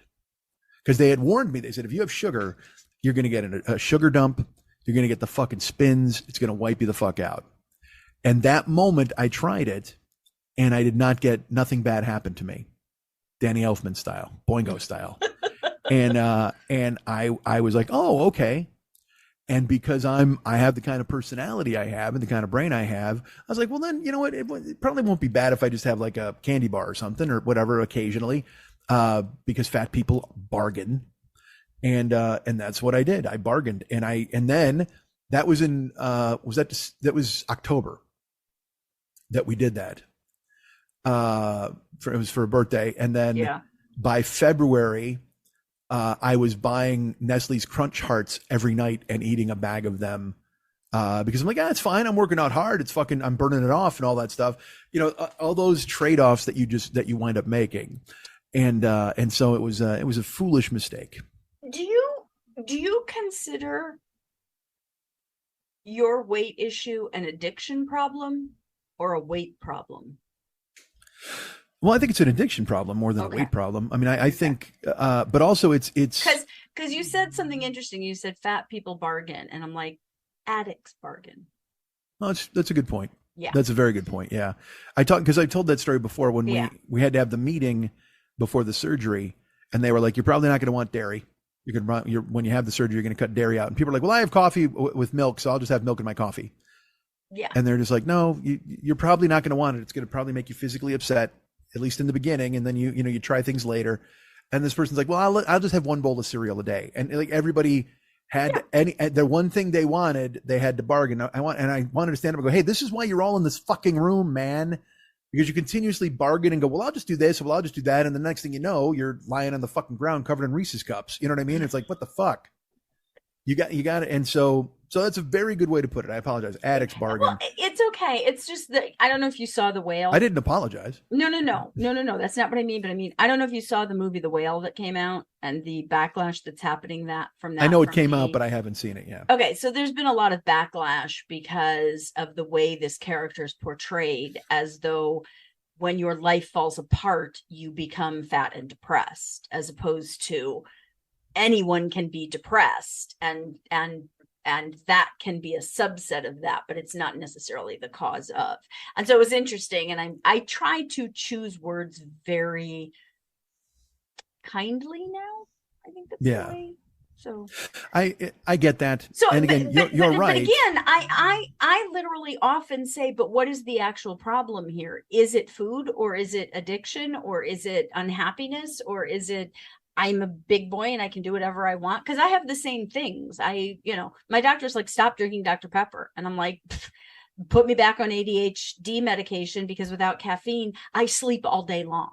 I can't get anything done now. So it's a bouillabaisse of all of that. Yeah. It's a bouillabaisse of everything you just mentioned. It's a cornucopia of all of it. It's an addiction thing. It is something deeply rooted inside me from when I was a kid, and it must be, I don't know if it was being poor or rebelling against being told what to do, or having 5 kids trying to get to eat 4 snack cakes. I have no fucking idea. It's all instability of childhood. I mean, well, yes, because I've talked about this many times. Like one time I was at my buddy's house. I was staying at his house. Things had gone to fucking hell. I was staying with a woman, and she set all my shit on fire, and then I wound up having to go stay somewhere else. Sorry for laughing. That's just a great story. Well, it's the truth. I mean, whatever. Yeah, buy year 2 or whatever. Oh my God. And then so I wound up sleeping on my buddy Sam's floor.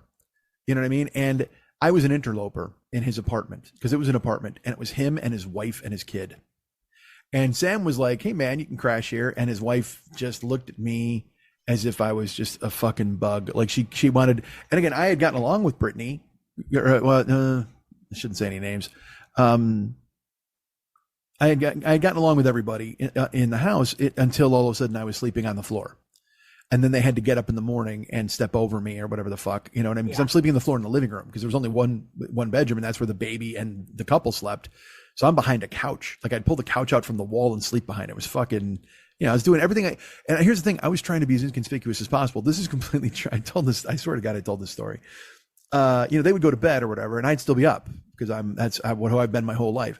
Yeah. And I would leave in the middle of the night to go use the restroom at the gas station that was like 2 miles away, because I didn't want to flush the toilet or use anything, make any noise at all that could possibly give them any sort of disturbance. Or Sam wouldn't have given a fuck. Yeah. But his wife, I was up all night after I heard you clinking around in there. You know what I mean? I wanted to avoid all that shit. But also conversely, when it was nighttime, I could breathe, and I was free. I had freedom. And so what I would do is I would make this decision. Like, I went to I'll never forget it. It was Sunday night. They went to bed. It was like 12:30. And I was like, you know what, man, I'm going to Jack in the Box.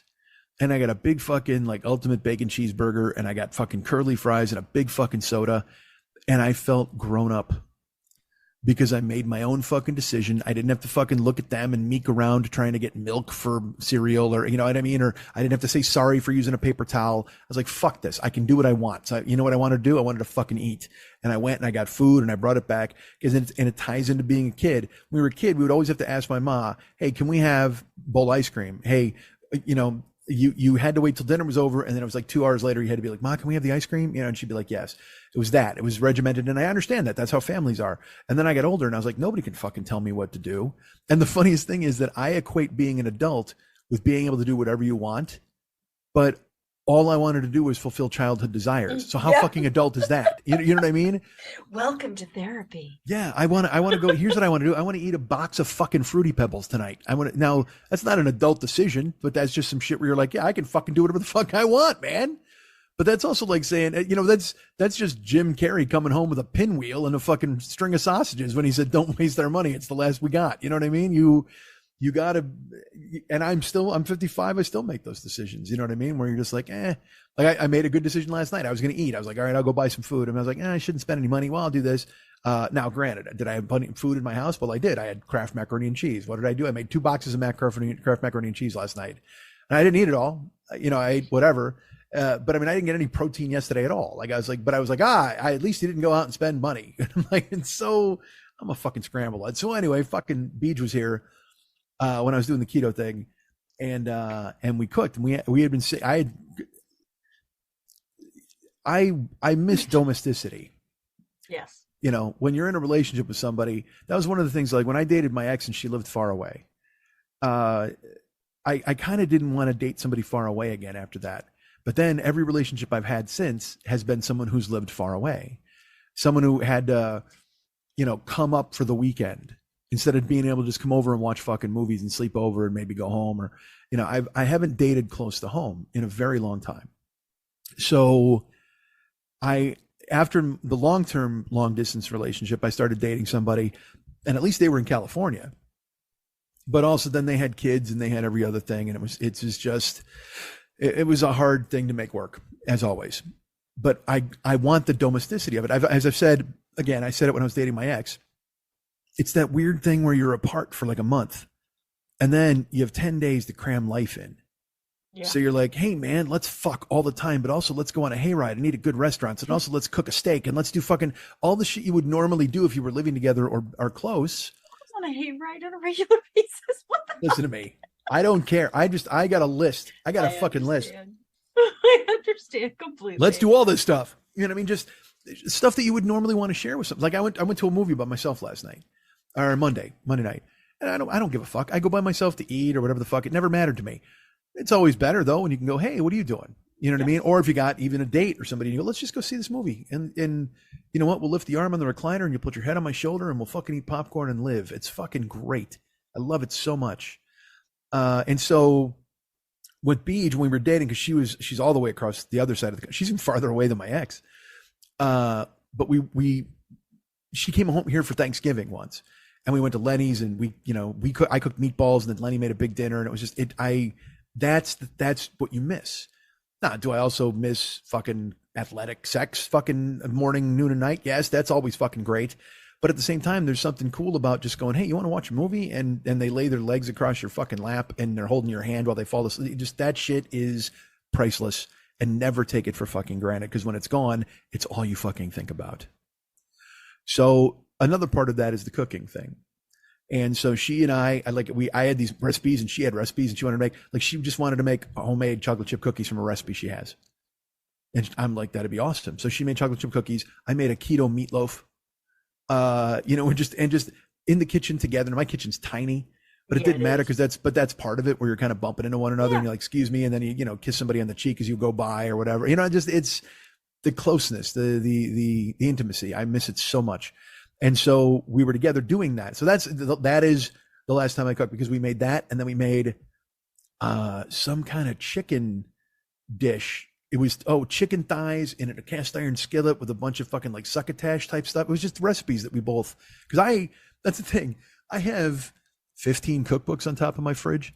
I've got recipes that I take screenshots or I save the links in my phone. But who's that for? It's fucking for nobody. It's for me. There was one guy, a listener, Jason, once sent me a recipe. He's like, oh man, it's like Dr. Pepper fucking chicken thighs made in an Instant Pot or whatever. And I'm like, this is going to be awesome. So I made them, and A, the recipe was fucking awful. The food, it just came out terrible. But then B, I made enough for a fucking prison camp. I mean, it's like, I'm the only guy here, but because the recipes, I don't adjust well, where I'm like, I got to make one chicken thigh. You know what I mean? I'm like, fuck that. We got to make the package. Because what am I going to do? Freeze them?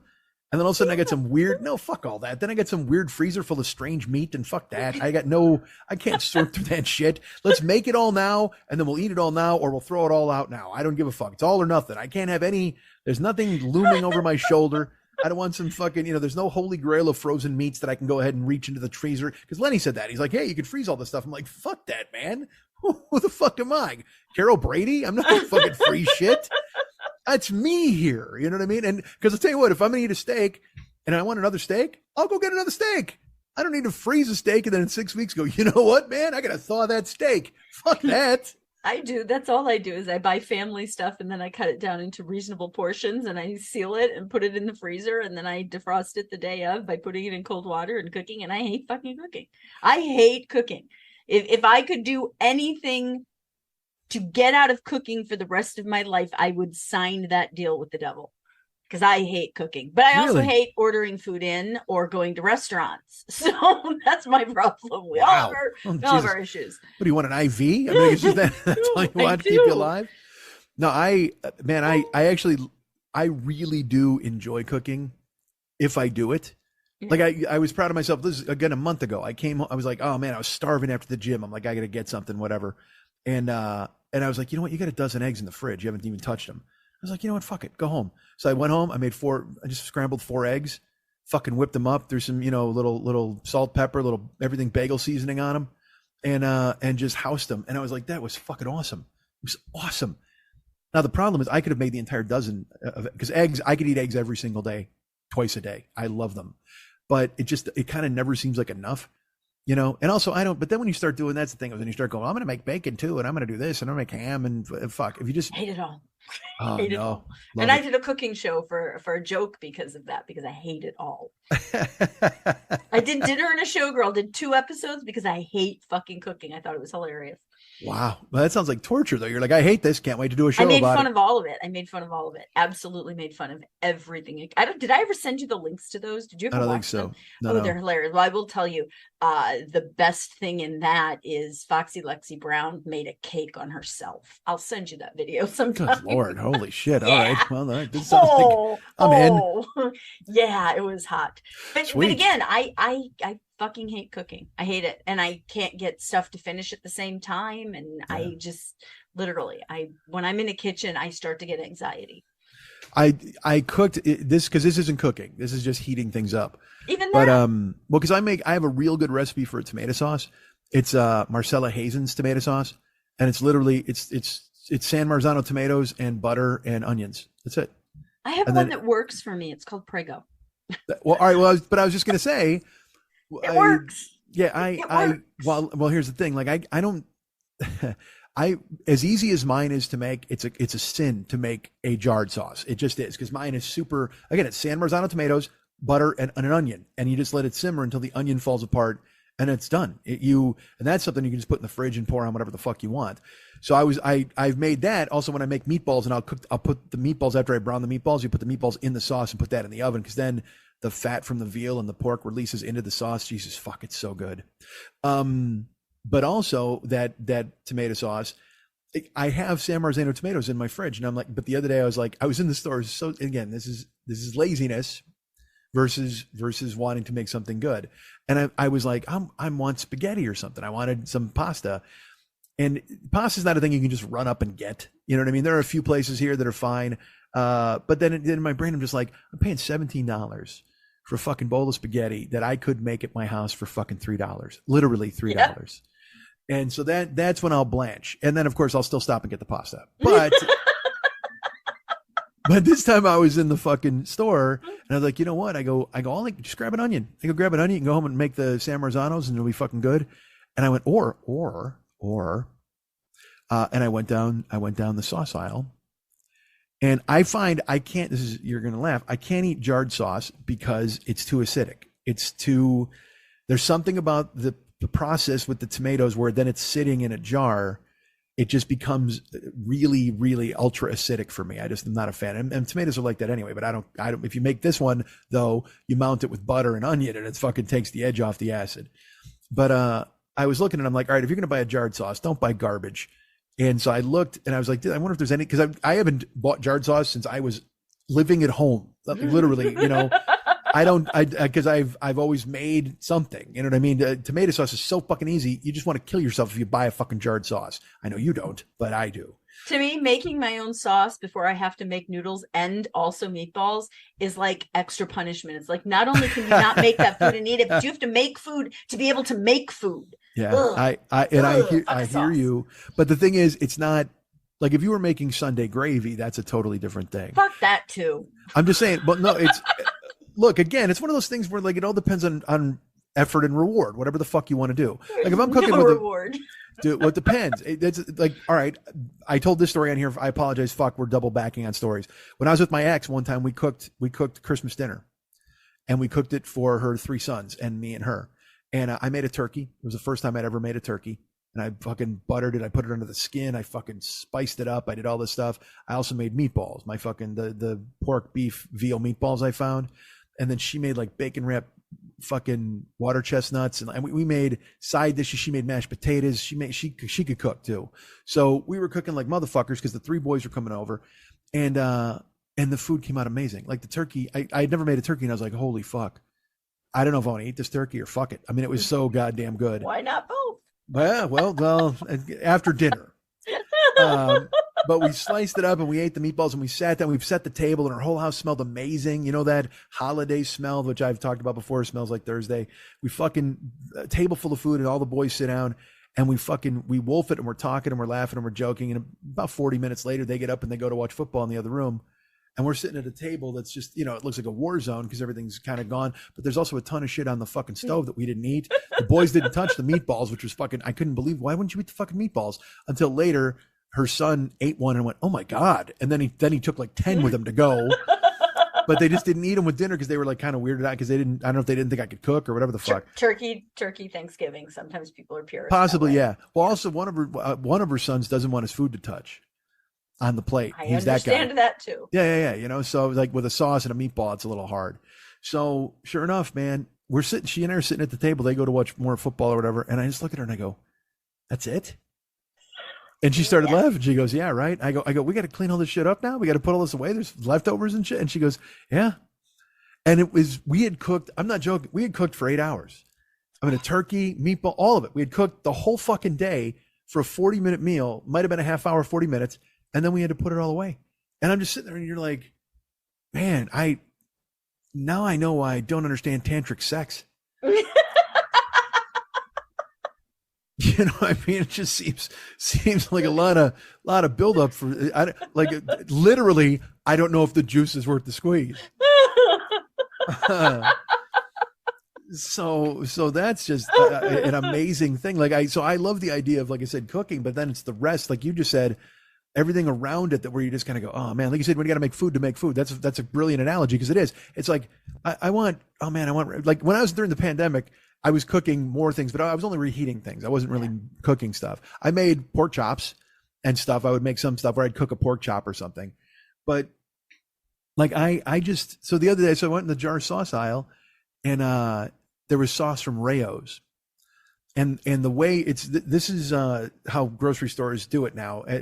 Well, have they done it for centuries? But I just learned about it. They put stuff at eye level that's super expensive. Yes. You know what I mean? So that'll be the first thing that catches your eye. Doesn't necessarily mean you're going to buy it, but at least you see it and you give it a day in court before you move on to whatever the fuck you came for. But when I saw Rao's is a legendary New York restaurant, Italian restaurant. For a long time, it was extremely mob connected. It was one of those things. And then it kind of went legit. Did you ever watch The Sopranos? Yes. Do you remember Lorraine Bracco's therapist? Yes. I forget his name. It's like Tony Rao. He's from the Rao family and he owns the restaurant. So that's how he got to know the guys and got to be part of Sopranos because he was the general manager of the restaurant. But he's not a fucking weird, walking mortadella. You know what I mean? He's like a real kind of an elegant, nice dude. He's not a meatball. He's just a fucking guy who seems like really, really nice, wears nice fucking amazing clothes and he's just, salt and pepper hair. I think he just passed. He might've just passed. But I recognized the name instantly when I saw it. And I was like, they have jarred sauces? What the fuck? And they had different. I just love that you bought the therapist from the Sopranos sauce. Well, no, that's how I look at it. No, I bought the legendary New York restaurateur's fucking sauce. Nobody needs celebrity chefs. They were on, he owns the joint. He's not the cook. But they were on Top Chef once. They had a challenge in Rao's where all the people had to make Italian food. And then they had to feed guys. They had to feed Lorraine Bracco and the guy Rao and fucking the chefs and all the family. So it was like that deal with the family style with the fucking tongs. And everybody's like, hey, Fangu, what do you do? What do you do with the gabagage? All that fucking shit. But so anyway, so I knew him and knew who he was. And so I saw it and I looked and they had a jarred sauce. It was roasted garlic. And I was like, all right. And I also, if you get a sauce, because that's the thing is it's not just fucking ragu. You know what I mean? Fuck off. What flavor is this ragu? Ragu. Fuck you. That's what it is. That's what flavor it is. Open it up and cook it because you're fucking poor. So I avoid that shit, Prego, all that shit. But when I saw Rao's, I was like, all right. And it was $10 a jar. And I'm like, you could have gone. I know I couldn't, because literally, I'm not joking. To Michelli's. No, well, or I could have walked 5 aisles over and grabbed an onion and made my own, because I've got Marzano tomatoes in my fucking cabinet. I got San Marzano tomatoes in the fucking cabinet. I could have, and butter at the house. I could have, I got butter. I bought a brick of it from fucking Costco. I mean, I literally could have bought an onion and made that sauce that I like. But I saw the Rao's and I was like, you know what? I'll go ahead and give this a shot because I'm fucking lazy. And the only difference, I swear to God, the only difference is I'm opening a jar instead of opening the can of tomatoes. You still got to simmer it. You still got to cook. Because that's the Marcella Hazen. It's a can of San Marzano tomatoes. It's whatever, half a stick of butter, and then a cut in half like sweet onion, and you put a lid on it, and you just let it simmer for like an hour and a half. And I'm like, well, yeah, but this Rao's I could probably heat up like super fast. I'm like, what the fuck are you doing? Such stupid decisions. So I bought it and I brought it home, and I made it. Now I bought ravioli. Because I was eating a ton of like frozen, like during the pandemic, I started eating this ravioli. There's beef ravioli, and then they had an Italian sausage ravioli they just started with. So I was like, all right, I'll bring this ravioli home. During the pandemic, I invented the ravioli sandwich. I have no idea what that means. Well, it's what a fat guy does when he's left to his own devices. I toasted rye. You toast rye bread. You make ravioli. You make cheese ravioli. Okay. And you drain it, and then you just toss it in fucking butter and if you want Parmesan cheese. And then you toast 2 pieces of rye bread. And then when the rye bread's done, and it's not like crispy bread. It's that thing where it's just kind of brown, but soft still. Oh. And so I took it out, and then you basically put half a stick of butter on 2 pieces of bread. Like you could wring this bread out like a wash rag. That's how much butter is on it. And then you put like 6 or 7 raviolis on that, and then you eat it like a sandwich. Well, I totally understand that because I will not eat spaghetti without garlic bread. Okay. Yeah. So I totally understand that because I dip my garlic bread in and it will come up with some spaghetti on it and some ragu. But I make mine with butter and then I buy garlic at Costco and I put garlic all over the piece of white bread. Oh, sure. Well, that sounds amazing. My poor white bread. Yeah, don't you know what? There's funny. I just followed this Instagram guy. Don't use white bread anymore. Stop. That's what's killing you. That's why you have TMJ. That's why you got this bad hip. White bread. So. I don't. No, trust me. I eat 3 slices a week, if that. That's it. That's what's going on. No. 1 for TMJ, 1 for bad hip, 1 for mystery disease. That's it. It is drinking soda still. That is my only vice still. All right. And I will get rid of it eventually. White bread is terrible. It's a terrorist you're putting in your body. Don't eat white bread. But I don't like the only other bread that I really like is either sourdough or pumpernickel. And I just can't go buy a whole thing of sourdough because I'll never eat it all. And I can't go buy pumpernickel because I'll never eat it all either. So I see. Well, white bread is the Muhammad Atta of baked goods. There's no doubt about it. Wow. He was the guy who crashed the first jet into the Twin Towers. I don't know that. And that is awful. Which brings me back to the line that I said on you were present for this line where I said, you know what? I go Muhammad Atta is the name everyone knows from that attack, but nobody knows the other like 11 dudes. And I said, Muhammad Atta is the Jeff Tweedy of 9/11 because Jeff Tweedy is the only guy you know in Wilco. I might have said Jeff Tweedy was the Muhammad Atta of Wilco. Whatever the fuck. I'm a funny guy. You are. I am, no doubt. But white bread is terrible for you. Don't eat it ever, please. I see there's a guy on Instagram account I just started following called Sandwiches of History.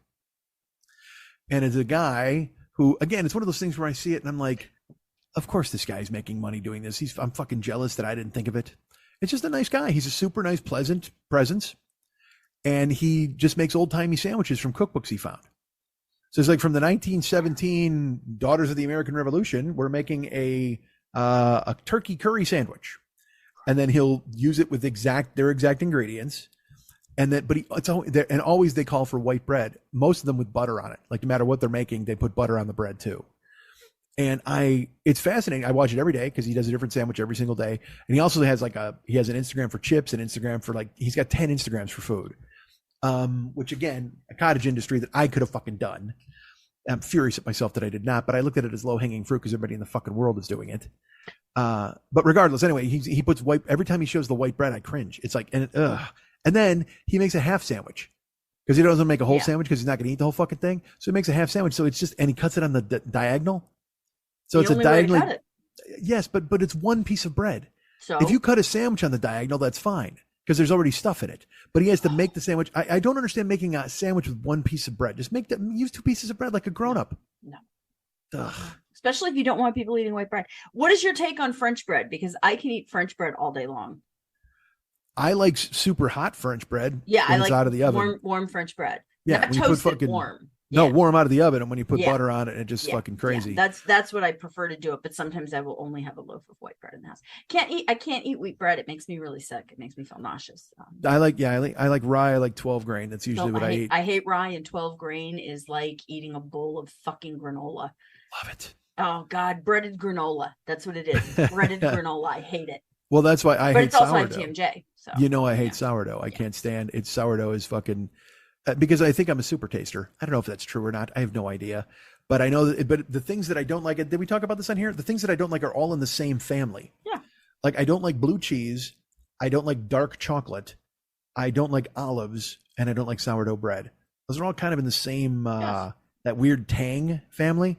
Because when I bite them, there's like, it's like licking a battery. And I have no fucking interest in that. You know what I mean? It's just not good. So what did you eat today? You didn't cook today. Oh fuck! Don't even, dude. Remember I said that I'm coming home from the gym. Sometimes I'm starving. Yeah. And I'm like, I got food at the house. I should just go eat that. Well, I literally have 2 dozen eggs in my fridge. Oh, we didn't make the decision today to go ahead and have 4 dozen or not 4 dozen. Jeez, what am I fucking Balboa? No, I didn't have four fucking eggs. I was starving, and but also because I thought of something for dinner last night, and then I didn't get it. So then in my brain, I'm like, oh, I got to get it for lunch. I can't wait. So I thought about it all night, and then I thought about it all day, and I went to the gym. I'm like, I can't wait till this is over. I can't wait to get this. Because I hadn't eaten in fucking 17 hours. There's a barbecue joint by me who shall remain nameless. You're on board with the barbecue stuff? I love barbecue. Okay. This place is fantastic. It's extremely good. The meats are great. What they used to do, and this actually bums me out. They've been open now for a couple of years. With the pandemic, they've probably been open for 4 years now because the pandemic I lose 2 years every fucking time I talk about it. Yeah. But the first time they opened, they had, what they had on the menu? Because they had chicken, they had ribs, they had pulled pork, they had brisket, they had fatty brisket, but then they had bacon on their menu. And not like crispy pieces of breakfast bacon. Yeah. Like a slab of fucking bacon that they would cook on the grill. And I saw that and I was like, what is that? I go, is that like legitimate? And she goes, oh yeah. Because the reason I went to this joint when it opened was because the chef had a place downtown that everybody loved. And then he opened this place in the valley. So when they first opened, I went in there and I said, I'll try the bacon and a 3 meat plate, whatever the fuck. And they gave me the bacon and I was like, it was crazy. It was like bacon flavored butter. You know what I mean? You can cut it with your fucking fork and eat it. So what I would do is I would eat like the regular stuff and I would always save the bacon for last, like a child, like for dessert. And then I would be too full. And then the next day I would chop the bacon up and I would make rice in my rice cooker and I would just toss the bacon in rice. Oh my God. I was making my own like rice bowls with the bacon. And so I actually went there like 3 times in 2 weeks. Like I was just got the bacon. And then the third week I went back and he goes, we got a new menu and the bacon's not on the fucking menu. I go, dude, what happened to the bacon? He goes, nobody bought it. I go, are you kidding me? He goes, you bought it. He goes, nobody. You're the only one. And he had replaced it with, he goes, everybody kept asking for tri-tip. Because he was doing a place without tri-tip and doing a place without tri-tip in California. Forget it. I mean, that's like not doing fucking ribs in Kansas City because everybody wants tri-tip here. That's their deal. So he had replaced the bacon with tri-tip. And I was like, God damn it, dude. What the hell? Maybe you'll find a truck that cooks it. For $40. Why not? I'm sure there's a truck. Yeah, dude, a bacon. How great would there be a bacon truck? I almost thought there was a truck called Lettuce Feast the other day. And I was like, oh, that's got to be salads, right? I'll have a truck salad. That sounds fucking great. Dude, you know what? Unless your tomatoes taste like exhaust, you're not eating a real fucking salad. So I'm like, I'll get this. So I pulled over and I Googled them before I got out of the car because it's too hot to go walk up and ask a question. And it turns out it's a vegan truck. Yeah. And that's all. Did I tell you I went to a vegan restaurant with my brother? Did I talk about that on here? I don't know. we were going to lunch for a while, and it was like, hey man, pick a place. And he picked the place. He's like, go to fucking whatever the fuck's, Clark's on Ventura. So we go to this joint, and he goes, as we park and we're walking to it, he goes, oh, by the way, this is a vegan place. I go, what the fuck are you doing to me? And he goes, what? I go, why would you take me? He goes, it's good, man. I swear, hey man, it's really good, I promise. And I go, fuck that, dude. And then he sit down, and again, everything got an O ahead of it because it's not real. You know what I mean? Have the O chicken. And they don't have an E in the chicken. It's like apostrophe N. Have the O chicken. Like it's some look, we already went through a potato famine. I don't need to come to your vegan restaurant and have a second one. Oh, chicken, whatever the fuck. And they're making you just everything's made out of sawdust. It's like, man, fuck all this. And because they also do this too. They'll be like macaroni and cheese, and it'll be like cashew cheese. What the fuck is cashew cheese? I don't. What kind of Dr. Mengele fucking bullshit are you doing in the back that you figured out how to make cashews taste like cheese and give it the same consistency and everything else? And so I didn't. And let me tell you this, by the way, on the vegan menu, the jackfruit is doing all of the heavy lifting on the goddamn vegan menu. Yes, it is. There's jackfruit ribs and jackfruit patties. It's supposed to be like burgers, and everything's got, and fucking, like I said, cashew cheese and fucking almond nut milk. What the fuck, man? I want to know what you ordered. I ordered fucking everything. We just ordered a bunch of shit. I was like, all right. I go, you know what? Because the way I looked at it was like a scratcher lottery ticket. I'm just going to keep scratching shit until I find one that wins. I don't, let's get 10 things and see what's good. Was anything good? Yeah, no, dude, it's okay. You don't have to answer that. Yes, it was good. That's why I don't want to say it, because some of it was actually. Yeah, it was because again, it's jackfruit, but they've kicked the shit out of it with cumin. You know what I mean? Like, it's not, you're not biting into a because I had jackfruit once. One time, fucking me and Jill were in New York, and we were walking through Chinatown, and they were like, it was the farmer's market. They were getting rid of stuff, and they had dragon fruit is what they had on the fucking plate. And it's, she was just like, what the fuck? And we looked at it, and I was like, well, let's buy it. Let's see what it tastes like. I've never had plain dragon fruit. So we got it in the hotel. We're like, we cut it with like a plastic knife, and we're scooping out the innards to eat the fucking dragon fruit.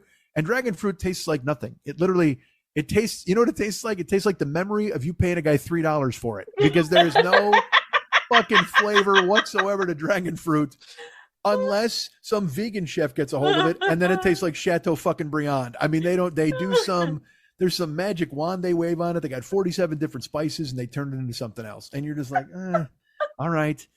So I told him, I go, dude, you don't get to pick fucking lunch again. Fuck you. You know what I mean? And he goes, what? It was good. You liked it. And I go, yeah, some of it was good, but come on, dude. We're in fucking Southern California. First of all, there's tons of vegan places. All right. If I want to go to a vegan place, I can. But also, there's amazing fucking food up and down this fucking boulevard. God damn it. So fucking, but boy, do they love their jackfruit. They I don't know what told them that was the magical ingredient that they could turn into anything. It's texture. Everything in vegan food is texture. And again, if I have to work that hard to find texture, just give me the texture, because I'm not that good a cook. Yeah. If I want texture, I'll fucking eat grape nuts or lick sandpaper or something like that. I don't need you to fucking, you know what I mean? I don't need a whole 12 grain bread. No, come on. But I do get that, because I do like texture. Like somebody on Iron Chef, this was awesome. And because I loved the idea. The secret ingredient was it was suckling pig, or no, it was offal. And this guy made a plate, a chef, Michael Cosentino out of San Francisco, I believe, or Chris Cosentino. And he chopped gooey duck. You ever see gooey duck? Yeah. All right. So gooey duck is like, it's got a very cartilagey type of, you can make coins out of it when you chop it up. It looks like a giant cock, gooey duck. It's in a shell. And when you crack it open, it literally, because it has a giant truck and it burrows into the ground, it's a clam. Okay. Okay, there you go. Like, I need a little more here. But it's a clam that looks like a gigantic, uncircumcised cock. I do know what it is now that you say that, yes. So he takes it out, and he fucking made the gooey duck. You got to boil it and then peel the membrane off and then slice it up into discs or whatever. But he did that, and then he also fucking blanched and crisped up pig ears. And he sliced those, and he put them on top of the gooey duck, and he's like, this is a texture dish. And it was because the gooey duck and the pig ears kind of have the same texture, but a completely different taste. So it's like you'd taste the gooey duck and you'd be like, it's kind of salty, briny from the sea. And then you taste the pig ears and it's very meaty. And you're like, wow, I would love to eat that because of the contrast. It sounded pretty amazing. So When in the hands of a fucking. By the way, that's why I stopped going out to food with you. I was like, I can't go to another restaurant where they're going to bring something out, and I'm like in shock that it's How on a dare plate. you? What are you talking about? When we went to, was it Animal? Oh yeah. my God. Then we got crispy pig ear. Completely different experience there.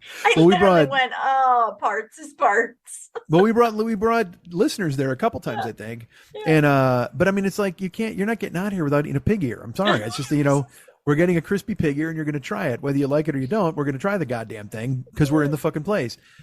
Like I did that with my nieces. I went to a place and I'm like, all right, if you go to a place with me, you got to try something. I'm going to get something that's different and you're going to try it. And you don't have to eat the whole thing, but you have to bite it and chew it and like literally you can't be like, and spit it out. Like just, be a big boy and fucking get through it. Because it's child abuse. No, are you kidding me? That's what my uncle did when he took us to the Chinese restaurant in Chinatown. He's like, get something different. Child abuse. Fuck all that. He's like, get something different. Get anything different, man. Which, it was delicious. It was amazing. It's always, and look, did I terrify an ex once because she saw them crack the head off the shrimp? Yes. He was, because it was alive and moving, and then they took it and you actually heard the noise as they tore the head off of it. And then she was like, I'm out. I don't want it. And I was like, no, you got to try it. It's really good. She's like, no. Because you know why? A second ago, he was Benjamin. And now he's getting torn apart and chopped up and put on a plate, and I'm supposed to eat Benjamin. Can't do it. Because you develop, if you see somebody moving, you immediately ascribe life to it, or you give it a name, or you think it's something, and you just go, hey, look at Benjamin, the shrimp having a good time. Oh no, that fucking guy. Hey, Chef Masato, you tore his fucking head off. I did, and here he is with lemon. No. And then they fry the shrimp heads, and it's like I took my nieces to sushi, and I'm like, we're gonna get we live sweet shrimp, and then they fry the shrimp heads. Like, you have to eat the shrimp head, and they're like, what? And I go, it's fried, it's crispy. I go, literally, it's like the best like salty snack you'll ever eat. I go, be careful because his pinchers and stuff are all sharp, so you got to bite those first. Anytime you're saying, hey man, you got to bite the antenna off this thing first, it'll tear open the roof of your mouth. But after that, just go for the eyes. You know what I mean? It's terrible advice. I'm out.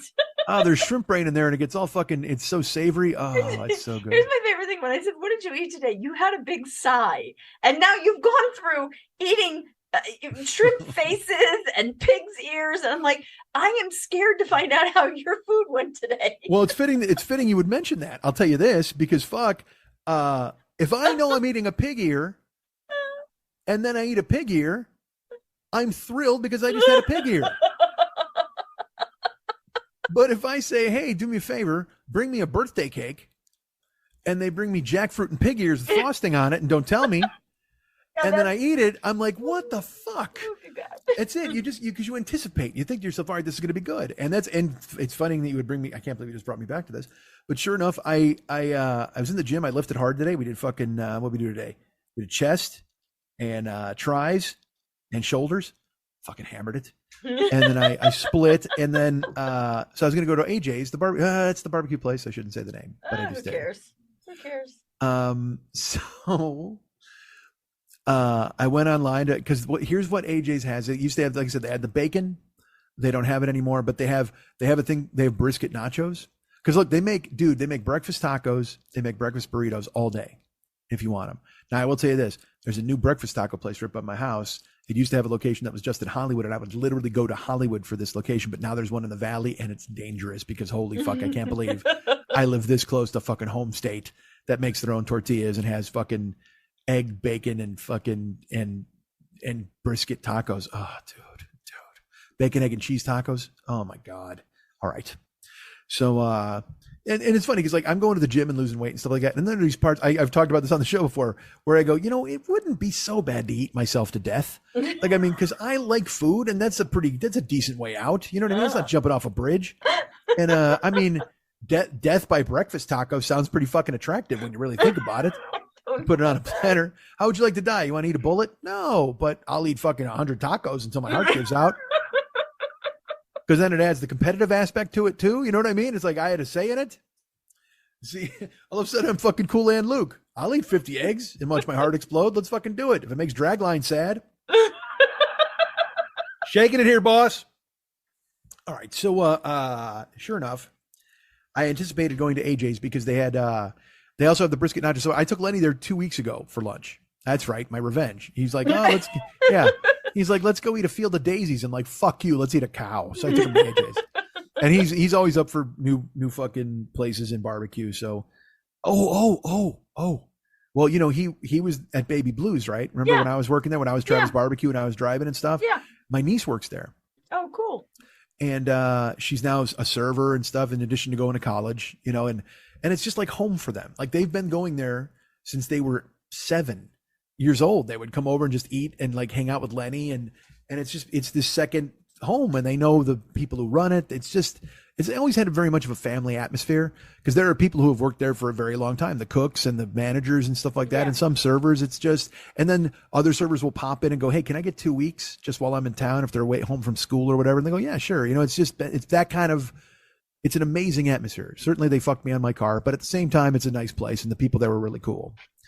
So, she works there, and we went to the Dodger game on Friday, and I picked up Lenny and my nieces, and we're driving, and Lenny had to go to the airport, and I was like, I go, is Baby Blues open for breakfast yet? Because we'll go ahead and stop there.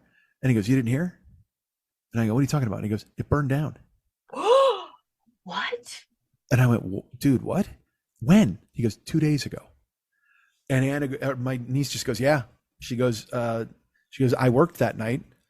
Because, I'll tell you this, 6 weeks ago, Letterman went there for barbecue, and my niece waited on him. He called in an order and came and picked it up, and she helped him. But anyway, so she's like, yeah, it was overnight. Some spark, electricity, whatever the fuck, hit the pilot light, and the place was gone in 10 minutes. And by the time by the time the fire department and everybody got there, it was gone. There was nothing they couldn't save it. And that place had like hand painted murals. It had all this different artwork. It had African artwork on the walls that they had grabbed, and all of it gone, man. All of it. Wow. And I hope they don't get fucked by insurance. Au contraire, they have been. When I heard what the insurance was doing for them, I was like, this is incredible. They have incredible insurance. So he says they're rebuilding. And I said, yeah. And I guess it was still in play, but they had just found out that it was a go. Like the insurance was covering everything after the investigation had continued or whatever the fuck. And they're going to rebuild, but it's going to take 10 months. I'm sure that I don't think they'll do it in 10. Well, I said to Lenny, I go, how are they doing that? Like, how do you, because they used to have a restaurant in San Francisco. They used to have a restaurant in Philadelphia. They had 2 other restaurants here that have closed. One closed during the pandemic. They sold the one in Santa Monica, West Hollywood. They're not affiliated with Philadelphia or San Francisco anymore. Like this is basically the Venice is the last of the original outposts that they had. And so the owner dude is just like, yeah, man, I'm going to do it. Like, I mean, why wouldn't I? Because also they have prime real estate in Venice. Like you know what I mean? Yeah. Like it's right on Lincoln Boulevard at Rose. It's just, and it's a fucking spot. Like every time you go by, there'd be people outside standing there waiting to get seated. So they were constantly busy, and they're doing it. And so they're going to rebuild it, which is good. You know what I mean? Good for them. But I said, man, what are you going to do for 10 months while you're fucking waiting? And he's like, well, you know, I've been talking to them. They'll figure it out. But so they're rebuilding. And the insurance is taking care of it from what I heard. So, and again, everything was very preliminary because that's when I said the 10 months, like Lenny was like, the initial thing they said was 9 to 10 months. Yeah, but they also don't know. It'll be 18 months. Like, it is just so hard to build in California. It's not funny. Really? It's just permits and problems, and everything that was grandfathered in before now has to be taken into consideration, and new ADA laws and new are you higher than this or lower than that, and and again, it's good that they're protecting people, but right. it makes it really hard. Yeah. Well, I was shocked when I heard it. So I was like, Jesus Christ. Yeah, it was terrible. So, but Lenny's always up for barbecue. And I found there's a few places around here. There's a Memphis Grill place by me now that's real good. And all their food was amazing. Like, I was shocked. And they make like homemade desserts, but I don't need a fucking dulce de leche cake. What the fuck? My dessert is meat. I just want meat from a barbecue joint. But also, I can't eat. I will say this: like, it's not like I can get a 3-item plate because it takes me 4 days to eat it. It takes me 4 days. I'm not joking, to eat like, half a rack of ribs and some brisket and some pulled pork and whatever the fuck. It takes me 4 days, but also by day 3, I'm sick of the smoke flavor. Yeah. So then I'm like, but I got all this food and I'm like, oh fuck, I got to eat this. You know what I mean? And so I kind of gack my way through the last fucking couple days. But so when I go, I don't order anything crazy. I just can't. Sometimes I'll just get like a half a rack of ribs and that's enough, What, are you going to say something? You just made it. You were nodding, and no, I'm like, what's laughing. going on? I'm thinking about it because I'm like, yeah, I used to be like, let's get the whole thing and we'll take it home and we'll eat off of it for a couple of days, and now I am to the point of where food is just an enemy. So, food is my trusted friend. Food is an enemy to me. Me, you, and your sister went to your favorite place. Yeah. And I remember I ordered a bunch of food and I was just like, I can't. Yeah. I think I took 5 forkfuls and then I brought the rest of it home. And again, I ate it for 4 days. Yeah. It's just not, and especially I'm like that with food, but with barbecue, the flavors, the smoke, it's just, you can't eat too much of it at once. It just can't. I don't like smoke flavored anything.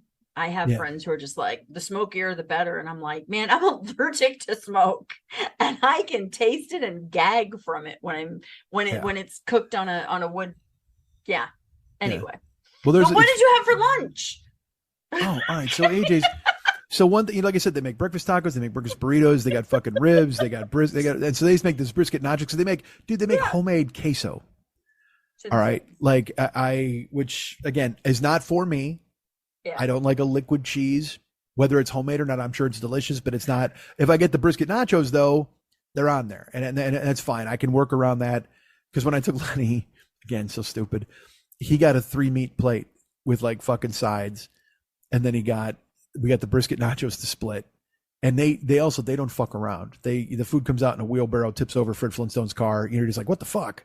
It's that kind of joint. You know what I mean? Which all barbecue places should be like that. And because there's a place called Bloodsoe's Barbecue that does the same thing. They'll hand you your to-go bag, and your arm will dip because you're not expecting just how fucking much food. Because they don't fuck around. They give you a ton of food. Yeah. Especially barbecue joints, because and look, is half that weight bone? Probably, but who isn't? Isn't half all of our weights bone? Probably. So when I was with Lenny a couple of weeks ago, I got they serve something that is very rare. It's very hard to find. Don't spit water. It's very hard to find at any place. There are certain places, but it's like the way they do it is because like I can get this at a diner sometimes or whatever, but regardless, whatever. They sell baked potatoes. Oh. And again, same deal of like, hey, I'm going to pay $15 for a fucking, baked potato, and I could make a potato at my house for $0.25. I understand that. Yeah, but it takes 3 days. But exactly, right? And then I got to turn the stove on in 95-degree weather, and everybody's like, use the microwave. And I'm like, fuck the microwave. It doesn't cook anything. It makes it hot. That's it. Like literally, if there was a worm in your potato, all right, and you put your potato in the microwave, and you heated it up, the potato would be super fucking hot, and you cut it open, and then there's the worm, and he's just like mopping his brow, like, fuck, it's hot. If he doesn't get killed. If you cook him in the oven, he dies. That's fine. That worm is dead. But in the microwave, he's just like, Jesus Christ, it's getting warm in here, because that's all you're doing is just fucking blasting with cathode rays. You know what I mean? I gave the worm cancer. I didn't kill him. You know what I mean? If I put a wormy potato in the fucking oven, that worm is dead. If I put a wormy potato in the microwave, I gave him cancer. And now I got to take care of this motherfucker because it's my fault.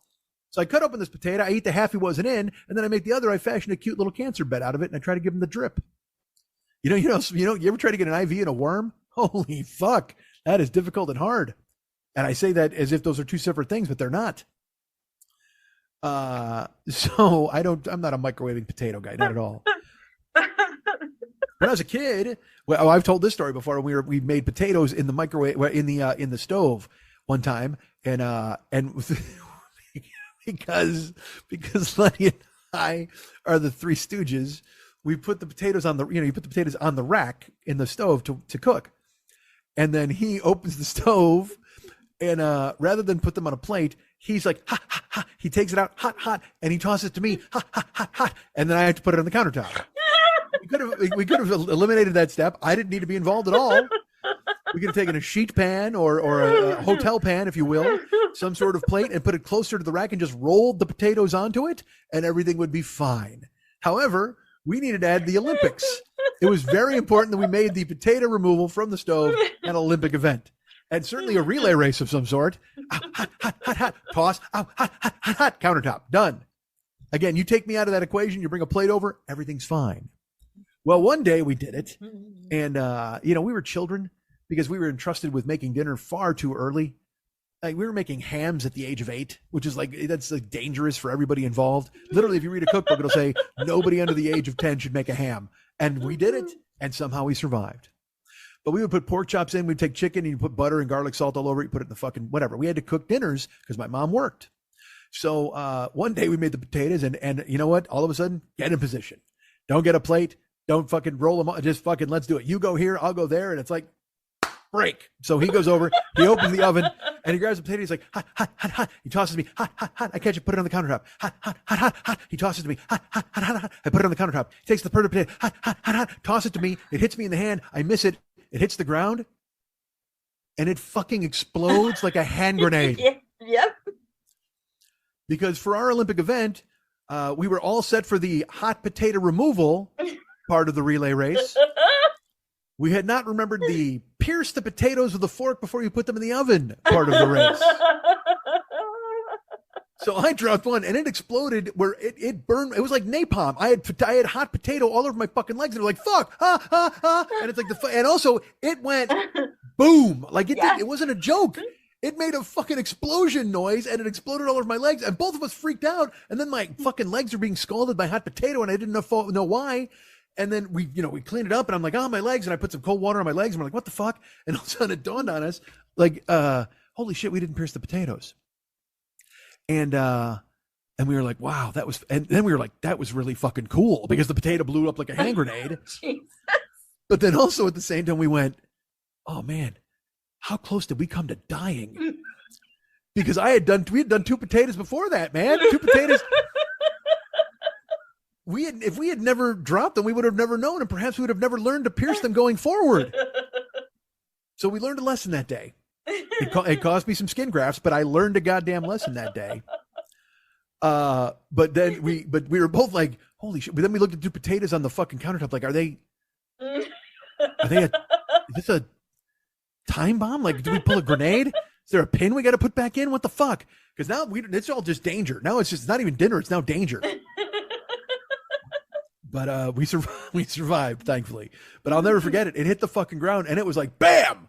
I was like, what? And then all of a sudden, my legs are freaking hot. I'm like, and there's potato all over. Oh, my God, dude. It exploded. A fucking potato exploded. It was gorgeous. So, because again, why the Rube Goldbergian potato removal system? Why the Three Stooges sketch to get the potatoes from the oven to the countertop? Just put them on a plate. Toss. What fucking clowns, man. Dude, don't ever be 10. When you're 10, you do the dumbest shit. It's fucking awesome. Is that Batman on your glass? Yeah. Okay.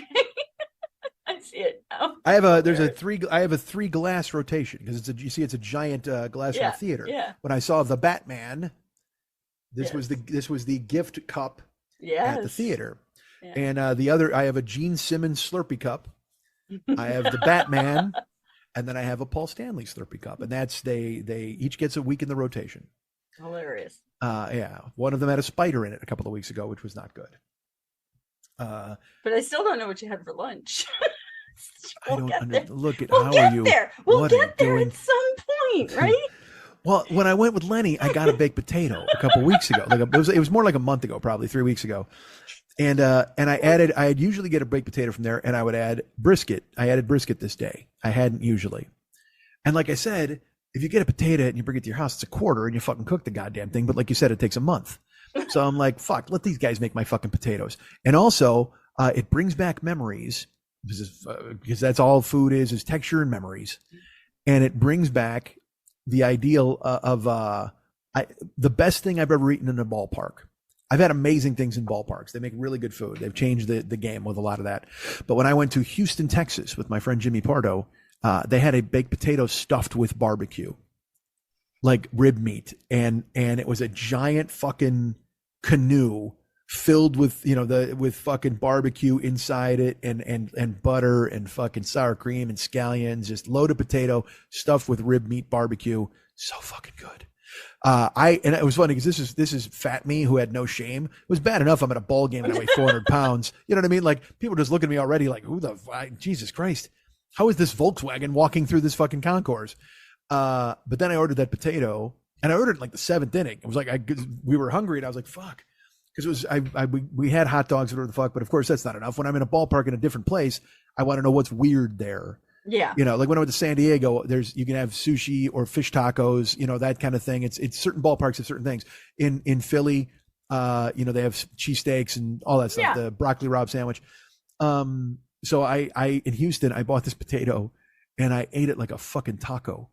I mean, it was as big as a Nerf football, and it's filled with barbecue and sour cream, but I'm just lifting it up with my giant paw and eating it like a bear pulling a salmon out of the river. I'm just fucking eating it with fucking barbecue. And that's another thing, as you know about me, fat is usually followed by slob. That's the pejorative. What's up? Oh, this fat slob. You know what I mean? So it's very important for me to be neat. I don't make a mess. I'm not that guy. When I would get into the chugging contests, I never spilled a drop. Because you're not really chugging that at that point. You're just dousing yourself with a fucking liquid. And I always, so I'm a gentleman chugger. I'm a gentleman eater. I refuse to be a fat slob. Because I'm already big. I can't help that, or I can, whatever the fuck, probably don't order that potato. But at the same time, I know it's a mess. This thing's a mess, but I have like 80 napkins. I brought 80 napkins with me. And so I picked it up like a fucking taco, and I'm eating it. And Parker just looks at me. He's just like, Jesus Christ. And I'm like, because it's bigger than him, this thing. I mean, it's like terrible. So I went to work on it. So at this place, they have the baked potato. And so here's the kicker on all of this. The baked potato, $6. That's a good price. And that's with butter, sour cream, green onion, and homemade queso.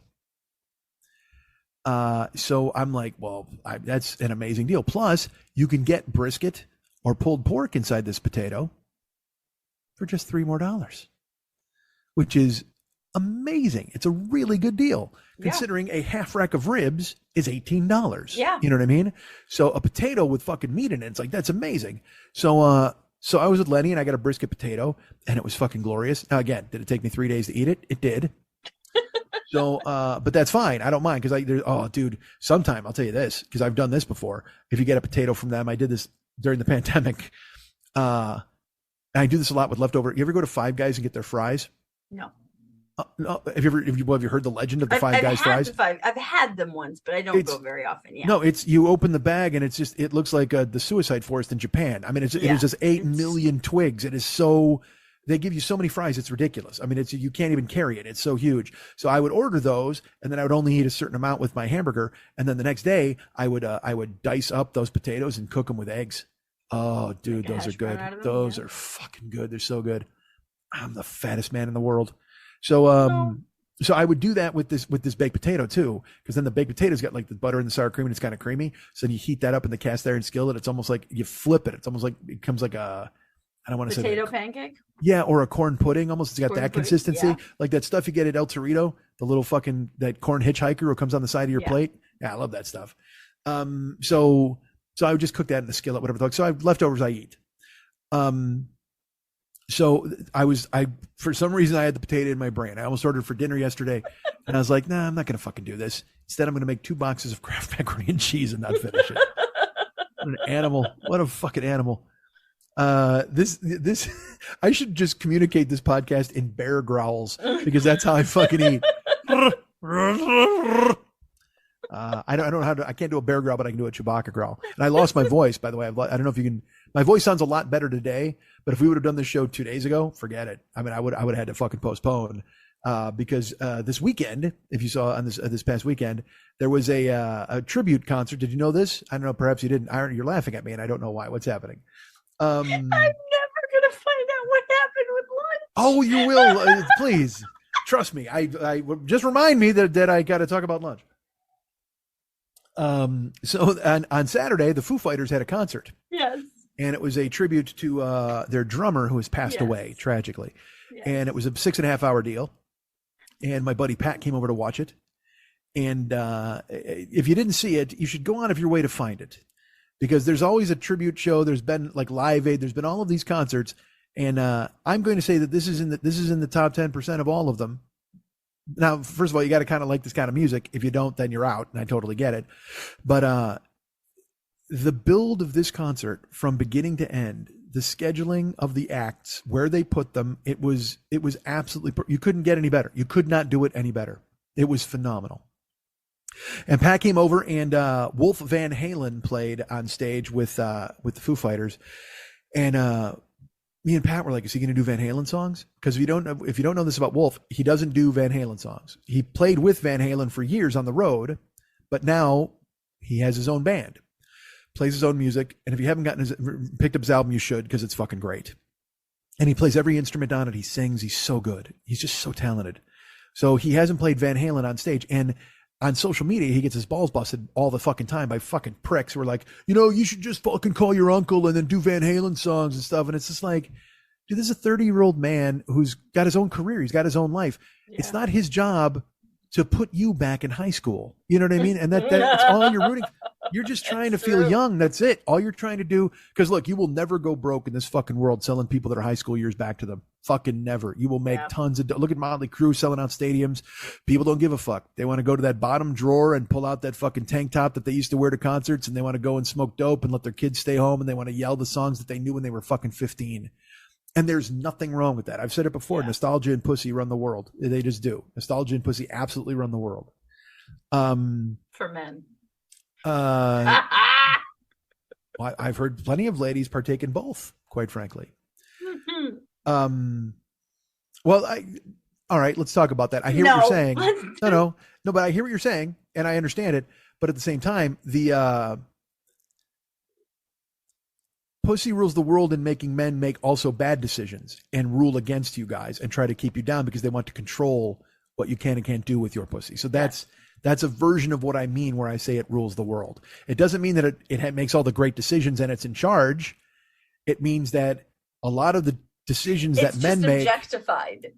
Yeah, absolutely. A lot of the decisions that men make, it's objectified. It's worshipped. No, it should hated. Be. It should be. It should be is right. So Wolf, we're like, is he going to play Van Halen songs? Is he going to do it? Is he not going to do it? We don't know.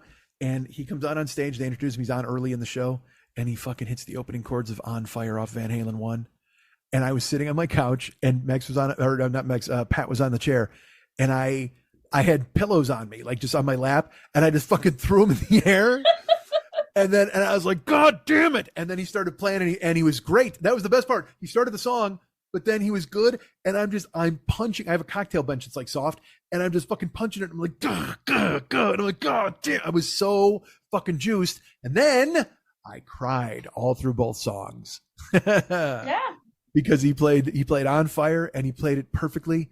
And here's the thing. Justin Hawkins from The Darkness was on vocals, so he fucking killed it. Josh Freese on drums, Grohl on bass. And then they didn't slow it down. They played it the way Van Halen played it in 78, like fucking fast, and just because, and when bands get older, they have to they drop a key. Like Max would always tell me, these guys are changing their fucking key because the guy can't sing that way anymore. All this different stuff. Well, Justin Hawkins didn't have to fucking worry about that because he's the guy from The Darkness who will fucking shatter a glass like Ella Fitzgerald in a soap commercial, and he's fucking ready to bust it out. And then Wolf is playing On Fire fast. They played it fast. It was cooking again, because a lot of that 78, not a lot of, but a couple songs off that 78 album have a little punk influence in it, because that was what was going on in the 70s, right? So this song has a bit of a punk influence, and it was just fucking hard charging. And then they finished, and then they played Hot for Teacher. And he nailed it. He nailed the solos. He nailed everything. And he didn't fuck around. They didn't change things. He did it as a tribute to Taylor and a tribute to his dad. And I was out of my mind. I would have done a somersault if I would have thought it would break my back. I mean, I was so fucking happy. It was incredible. It was amazing. Why did I bring that up? Why did we talk about that? I don't know, because you wanted to avoid. Because all right. So here's the thing. No, wait. We'll get to lunch. I know we will. So then so watching that 6.5 hour thing, it got me into a Foo Fighters jag, because the show closed with them playing like an hour set of their own with a bunch of different drummers. And so I made a playlist of Foo Fighters and I played it all weekend long, and I sang it. And as you know, as I've talked about on the show, and you might remember this, there's one Foo Fighters song called Best of You. Now, Everlong is amazing. You have to sing Everlong. There's songs that you have to sing. But Best of You, you've got to really sing your fucking heart out. Like, you've got to really belt it. It insists that you do. I mean, you just can't. You can't avoid it. There's nothing you can do where you're like, oh, I shouldn't do this. No, you fucking belt it, right? So, and especially the part, the whoa, that you, and so all weekend I'm playing it. And I even went to a fucking porno movie on Saturday night, and I'm in the car. I'm heading down to the New Bev because they're showing a midnight movie. It's a porno movie from the 70s. And I'm like, oh, I'll check this out alone, not like a creep. And it's in my car, and I'm very loud. I can't do it, so I can't do it here on microphone, whatever. Now, Best of You. So before I get into that, Best of You is a song that you have to sing, and and I have that philosophy. And twice, I have had neighbors come over and have to talk to me about singing it and yelling it, and they can hear it inside my house. One time I did it in the shower. One time I wasn't in the shower, and literally different neighbors, different times, like 3 years apart, came and were like, hey, you're screaming and we can fucking hear it in that goddamn courtyard. Because I'm really, really fucking loud. I'm enchanted with the idea that I could maybe break something with my voice. Like when I'm in a closed space, it overwhelms my ears even how loud I can be from like my diaphragm. Like if I fucking just yell, there's a different thing, not like scream like, wow. I mean, if you're coming from deep in your depths or whatever, you just fucking belt it out, right? So sure enough, I did it all weekend. I kept singing, and in the car with the windows closed, I would do it as loudly as I could because I'm like, maybe I could break my mirror. So stupid. But I felt that way. So then on Sunday, I was doing it, and my voice caught. Like I blew something out. I felt it too. It was like once when I was a kid, I was on a dead sprint to first base, and I pulled a groin muscle, and it felt like a guitar string breaking because I actually heard it go toing in my head, and it was my groin muscle. So it was like in my body, I heard it go toing, and I limped, and I limped for 6 weeks or whatever the fuck. So when I was doing this, I was like, whoa, and it like kind of like almost like if you clicked a gun, like I felt something click in my throat. And then I stopped, and then I was like, oh man, that wasn't, but it was more like, oh man, that wasn't, and for like 3 days, it sounded like, it was weird. It sounded like I had, like my epiglottis was all fucked up, or my uvula was getting in the way of my words. It felt like there was something in my throat that was impeding the words from coming out. It was very strange. And I streamed like that on Twitch, and people heard it, and I was like, hey, my voice is kind of fucked up. Like, no kidding. And I'm like, all right, good. At least I'm not a crazy person. I don't know. How dare you? So I ordered this potato for lunch. Finally. How did I get it? I don't even know how I got into that, because I was talking about my voice. Oh, because you say something about my voice, maybe. I don't even know. Whatever. All right. So the point is, I left the gym, and I ordered it on my phone, right? And I was so excited. So here's my potato order. I get a baked potato, and I get extra butter, and I get extra sour cream, and I get extra green onions, and no queso. And I decided I would get some brisket because I didn't have any protein yesterday. I'm like, we'll throw some brisket in there. And there you go. And it said, all right. So I ordered that on the phone, and they're like, hey, this will be ready in a half an hour. What? Fuck you. Make my potato. Like, what do you mean a half an hour? You're open, because they've been open for an hour at that point. Right? It was 12:30. So shouldn't the potatoes... They had a mad potato rush. Well, apparently, or they just started them late, which is infuriating, quite frankly. And because there's that famous joke, when you used to go to a diner and they had potatoes weren't ready till 4:00. Mm-hmm. And there was a comedian, I think it was, God, who was it? I think it was a guy from San Francisco, Warren Thomas, maybe? Or no, Warren Thomas had the joke about Denny's where he's like, why is it even named Denny's? The name of Denny's should be, hey, it's late.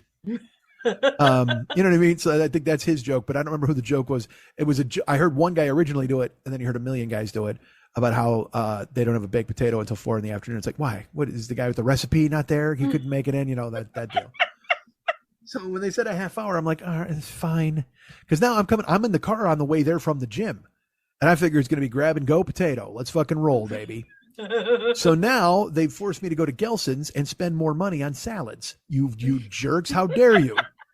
Because I got to kill time. I'm all sweaty and I'm all fucked up from the gym. So I go into Gelson's and I grab some pesto tomato salad, which is delicious. I get shrimp and cucumbers. I get a street corn salad. And then they had yogurts, mango and whatever the fuck. I'm like, I get a couple of these and I don't even need to spend this money. I'm only doing it to kill time until fucking Joe Potato gets the fucking potato squared away. What the fuck are you doing, man? So, I promise this lunch story will not ruin you. Poor Lily. She's so nice. Again, the reason she stopped doing the show was because physically she couldn't do it.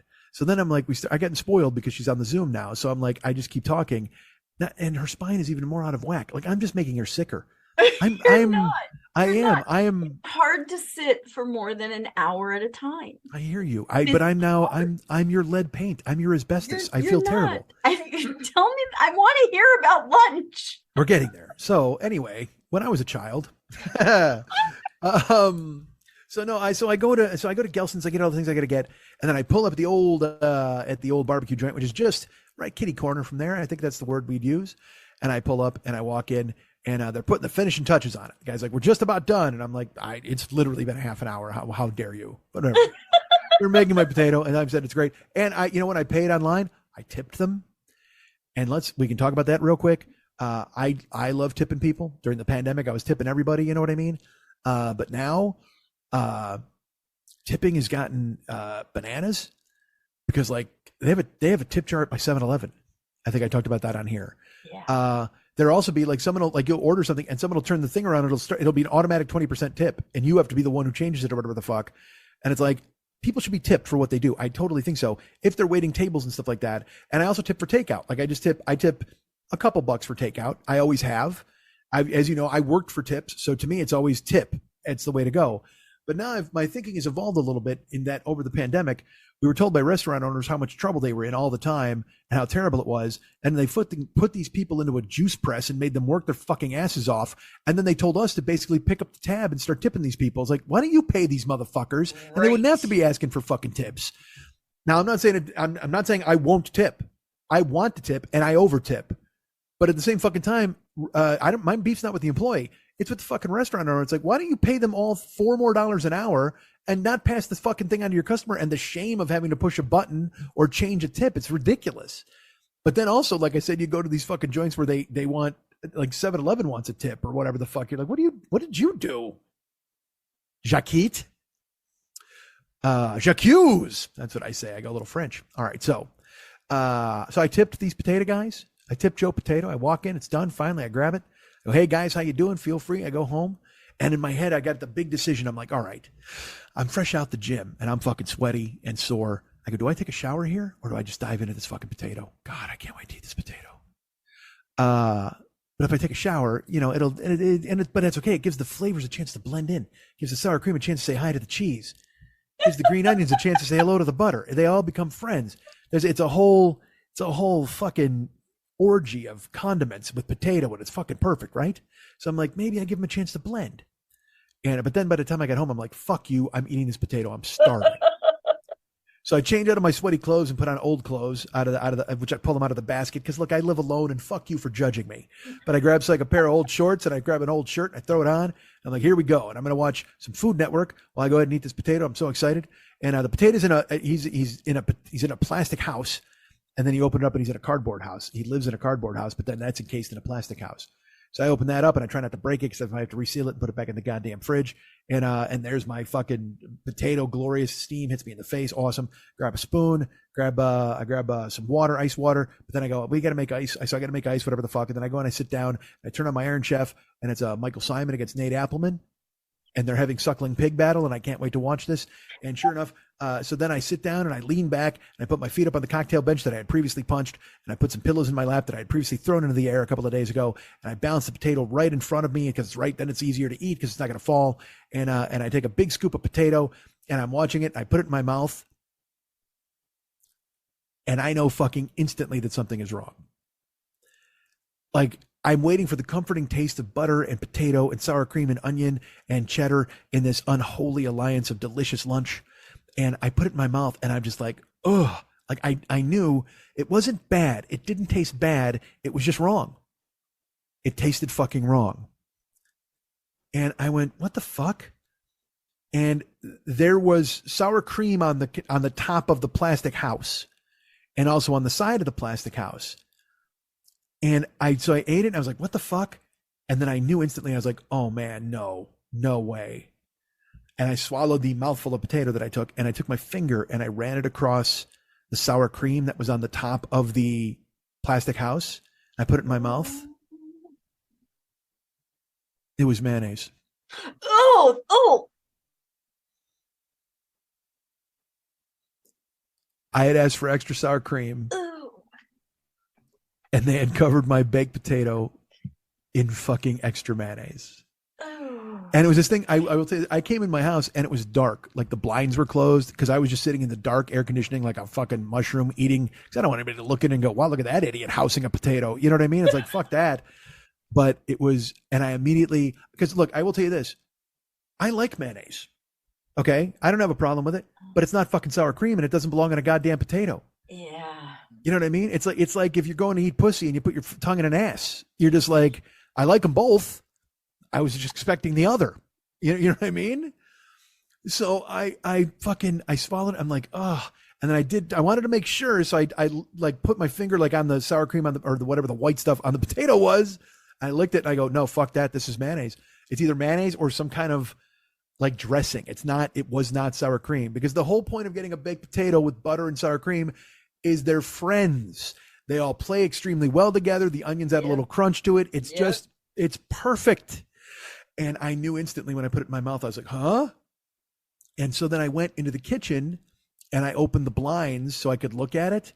And you could see that it wasn't white like sour cream. It was tinged yellow like mayonnaise. Because it has egg yolk in it. Yep. And I was like, son of a bitch. Like, I was so fucking, because again, it's an honest mistake. You know what I mean? I mean, look, if there's nobody else in the restaurant and you have to take 30 minutes to make a potato, of course you're going to mix up the condiments. That's exactly how it works. I mean, look, if I tip you for nothing, of course you're going to fuck up the order. Why wouldn't you? And I'm telling you, man, I wasn't mad because, again, like I said, I mean, if it would have been like spoiled sour cream or something, it would have been a different story, but it was just like, it's ruined. And so I called them and I said, hey, look, man, I picked up a potato there like 20 minutes ago. And the guy goes, Michael, which should indicate to you just how busy they were for lunch. I said, yeah. I said, I ordered a sour cream and extra sour. Dude, there's mayonnaise all over my potato. And the funniest thing is, like, people, because this was the counter dude, not the chef, not the guy who made my food. And when they're all cool with like, hey man, you need utensils, how about a bag, take this, enjoy your meal, see you next time. But the second you give anybody a problem in that capacity, their brain fries. Like, yeah, I could practically hear the smoke come out of his ears because he's like, what? And I go, yeah, there's mayonnaise, not sour cream on my potato, and it's all over it. And he goes, oh, okay. And I said, okay. He's like, so, all right, let me go talk to someone. And he puts me on hold. And I don't understand, because again, I've worked in those kind of things, and you just go, oh man, I am really sorry. Hang tight. Let me see what we're going to do about that. You know what I mean? It's not, it's an instinct. It's easy to do, but he didn't know what to say. And also, I can admit, maybe he was just completely freaked out that somebody got a mayonnaise covered potato, because that is not something you expect to have fucking happen. And he comes back on the line and he's just like, well, he goes, we could refund that for you. Or if you want another one, like, and I go, no, I want my lunch. And he goes, okay, well, if you want to do that, you can come in. And then, and the chef is over there and he goes, we're refunding it anyway. And the counter guy goes, I guess we'll just refund it. And then if you want us, we'll make you a new one. I go, that would be really great. Thanks. And he goes, okay, great. And the chef's like, yeah, you hear him yelling. He goes, you refund it. You don't give them a choice. And the dude's like, okay, because he doesn't know. There's now these on the phone and someone's talking to him. So now he's going to just lay in the fetal position and cry because he did not handle both fucking jobs anymore. And he hung up and he was super nice again. And then I got time to take my fucking shower and I can't lift my arms in the fucking shower. So I did. I fucking jerked off and I got in the shower and I got ready and I went and picked up my fucking potato and I walked in and I brought the old potato because that was another thing. When I used to work in food places and people would be like, yeah, you fucked up our order. We'd be like, cool, man, come in and get the new one. And they wouldn't bring the old one in. Now, look, we were never going to take the old one. We'd always be like, just eat that pizza. Yeah. But me, because I'm fucking bananas, I'd be like, see the mayonnaise potato? Behold the mayonnaise potato. Like, I don't want them to think that I'm fucking with them and trying to get over. You know what I mean? Yeah. And also, what am I going to do with a mayonnaise covered potato? What the fuck? If it's like they put sausage on a pepperoni pizza, you'll eat the fuck out of that. But I brought the potato in and the guy I was like, and it was that thing where I've been doing very well for myself recently, where I'm not apologizing for things that aren't my fault. There's a story I'll tell you. I can't tell you today, but I'll tell you next week if you're still here. And where the thing where there's been these situations where like I could go a completely different way, and I usually would in the past, but I've completely decided to be a different person with a different approach, and it's working for me in this way. This way, I'm glad I learned it at 55. It's great.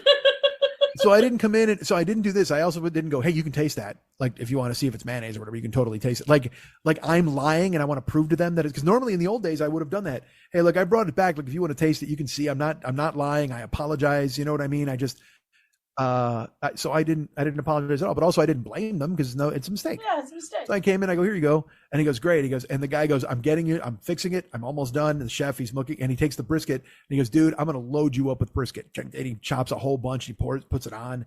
Then he puts the sour cream on. He looks at the bottle, makes a big show of going, with a jeweler's loop, dumps it all over. And he goes, yeah, he goes, I'm putting a lot of brisket on this for you. And he fucking finishes seasoning it, whatever, the extra sour cream, the extra onions. And I saw him, he got fresh onions because he picked up the one onion container and he took the one underneath it that was full at the top and he put those on there. I saw him. He totally did everything he could to make me comfortable and give me the best product. And then he walked it over to the counter and he goes, oh man, I loaded that up with brisket for you. And I said, awesome, great. And the one dude goes, do you need any utensils? I go, no, I'm going back home. It's totally fine. And he goes to put it in a bag. And I go, guys, I appreciate it. I'll see you next time. And he goes, man, you know what? I put a ton of brisket on there for you this time. And I went, as long as you didn't put mayonnaise on it, I'm happy. Because I don't need you the fourth time. I don't need to thank you for going, you know what I mean? Like, no offense, but like, this was not my mistake. And also, I want the potato. The brisket's an afterthought. Like if you would have put a potato on a potato, like a goddamn double potato action, that would have been fucking sweet as hell. If he would have said, I got a lot of potato on that potato for you, it would have been fucking perfect. But also it was just, he was trying to please me, but also he wanted me to go, that's cool. Thanks, man. Awesome. I'm glad. And I just kept going, you're the best. I'll be back. We got a lot of brisket on there and I just went, look, as long as there's no mayonnaise, I'm thrilled. And then I felt like a dick for saying that, you know what I mean? But it was the fourth time he was wheedling me for a fucking, it's okay. Don't worry about it. And I'm a child and I'm 55 and I'm the oldest man alive. It's fucking so pathetic. You good? You okay? No, I'm not. Well, let's talk about neoburlesque.com. Well, I just want to make sure though, when you got home and you ate that potato, was it in fact potato and butter and onions and sour cream and brisket? Well, when I got it home, I will say this, I did not. Obviously, I tasted whatever the sour cream was first, and it was sour cream. And I was willing to trust that the rest of the potato was stacked properly. So I dug a spoon in and I ate it. But I will say this, I normally get fatty brisket whenever I go get brisket from a place. And the brisket I got, he gave me an end. And so there was a little crunchy, a little chewy. And again, I don't give a fuck. Again, like I said, that was an afterthought. It wasn't bad. It didn't ruin my potato experience. But it was like, but I did want to call him back and go, hey, you really loaded this up with brisket. The brisket you can't give away. You know what I mean? It was just because. Not true. Some people really like that. That is their. Well, brisket is the best for some. Yeah, it's like and lasagna. Like you gotta love the crispy lasagna. That's fucking amazing. You know what I mean? The stuff on the outside, but this other one, I just was like, the brisket was a little chewy. Had a little beef jerky to it. What? I have been with Eddie for, 13 years? Long time. 12 years. I made lasagna. And by the way, I don't make lasagna. I heated a frozen lasagna for us. Exactly. And I cut it and I put 2 pieces on the plate and I handed it to him. And he looked at me, and this was like 3 weeks ago, and he looks at me and he goes, I would like an end piece. And I went, what? And he goes, I just would like an end piece. And I went, you can have any piece you want. And he goes, I know, but normally you take the first piece and then you cut a piece for me, but I really would like an end piece. And I went, we've been together for almost 14 years and you're just now telling me you want the crunchy side of the lasagna. I'm like, I feel terrible that you haven't. I go, I don't care. I just usually cut a small piece for myself and then a little bit bigger piece for you because you like a little more. I cut the first piece for you. I couldn't care less. And I literally just went, our entire relationship, I've been stealing the crunchy lasagna. Yeah. Keeping it away from him. And literally I was like, I feel bad. He goes, don't feel bad. I just want an end piece right now. And I'm like, okay, just now? And he's like, well, no, Well, and he's a lovely man. I mean, because, he literally is like, you made food. Thank you. Yeah. He is that. He's like, I will eat anything you put on the plate for me except a tuna casserole. He hates tuna casserole. But also, and again, he's a lovely guy. And he's just a good person, but also you are an emotional house of cards. So like he knows that if he's going to be like, hey man, I like the crispy lasagna, you may not talk to him for 3 days. You know what I mean? That's not true at all. I literally looked at him and I go, you can have any. I go, do you want me to just eat the center and give you all the edges? I would do that for you. I love you. Yeah. And he goes, no. Well, because he's not looking for special treatment, but he also like. But it was like 13 years for him to say, you know what I'd like? A crunchy end of the it just made me laugh. And in your brain, you're just like, holy fuck, for 13 years, I've been giving this guy the wrong lasagna. What the fuck? How is he still here? Why isn't he left? I kind of think that in my head. And I'm like, I'm the worst cook in the world. And I could have made you happier by just giving you crunchy lasagna on the end. It was too funny. But I mean, again, people always say to me, do you and Eddie fight a lot? I'm like, we don't fight. We don't. No. That was literally his like, it's been a long time since I've had an end. I'd like an end. Literally it. That's awesome. No resentment. It was really funny. Yeah. Yeah. Yeah. Because again, he's a good guy and he's not, and like I said, he also knows if he says it, you never know. No, I have been banana cakes because of the whole Neo Burlesque deck and whether it's going to fund and whether it wasn't going to fund and what am I going to do if it doesn't fund and how are we going to figure out what to do. And I really have spent 7 months of my life on a project that hopefully would make me money in the next 6 months. But if that doesn't happen, I've wasted 7 months and I have no money for the next 6 months. And I mean, I've been batshit wacko. Sure. I'm like, I have no idea if it's going to fund or not. And I kind of decided it probably wasn't gonna. Yeah. About 4 days. You made that very clear when we would talk. You'd be like, this isn't, I wouldn't talk about it on the air, but I would say, look, you got to brave face it here. And you just be like, well, it's not going to fund. I know it's not. And I understand that the part of that is a defense mechanism. It's that thing where you're just like. It's not a defense mechanism. I was screwed because Facebook blocked me for 30 days, which by the way, 10 minutes ago, I got my Facebook account back. I need to go online right now and post all of the things that I wanted to tell everyone for the last 30 days. Just one post where I'm just going to tell them all, you looked great. Your hair looked awesome. That was a great picture of you. Dump him. Just going to put a post up like that. They can figure out who's what. But no, I literally was like, when I looked at the last Kickstarter and the statistics of Kickstarter, we were $4,000 away from potentially funding. You get emails from backer companies and they're just like, hey, it looks like you're going to hit $17,000 at the rate you're going, because even with a surge at the end, you're probably not going to fund. And you just kind of go, fuck. Right. Fuck, I hate Facebook. They wouldn't let me buy ads. I have 5,000 friends on Facebook I can't talk to. Yeah. And you're like, do I just start private messaging people going, hey, I haven't talked to you in a couple of days because I'm banned on Facebook. And by the way, I have a deck of cards you need to go buy right now because I'm not going to fund. Oh my God. And I'm like, I can't do that either. And we rallied at the end. And in the last 3 days raised almost 25% of it, which is unheard of. Normally you do about 15% at the end. True. But I will say, and again, I'm only saying this everybody's terrific and everyone who backs you, your friends, everybody, you know, but I think a heroic response from people who listen to this podcast. We have so many Zoom phone calls to make. If they want them, that was another thing. I think because that was the vibe I got, was that nobody really they were like, we're giving, because several of them do. Yeah. That's fine. If anybody does, I'm happy to do it. That's totally great. We do know somebody who did also do the $500 level, but then he didn't want any rewards, and because he texted me, he's like, "Hey man, I just closed the deal on Lily's Kickstarter." I was playing poker, and I was like, "Fuck, dude, that's incredible." That was on Thursday. Yeah. And I saw the amount that he gave. Yep. And I knew, I was like, looks like I'm flying to Seattle. And I was like, that's fine. And I go, so he goes, but you know what? He goes, I did it anonymously because I don't need any of the stuff. I don't want her to spend money on shipping and everything. And I go, I prefer to think you just didn't want me coming to Seattle. I mean, I clearly. Very true. And he's just like, he laughed and he's like, no, he goes, I know what a hassle it is for everybody. He goes, believe me, he goes, I have so many Kickstarter rewards in my house that are unopened. He goes, there's no reason for me to get the other. Yes.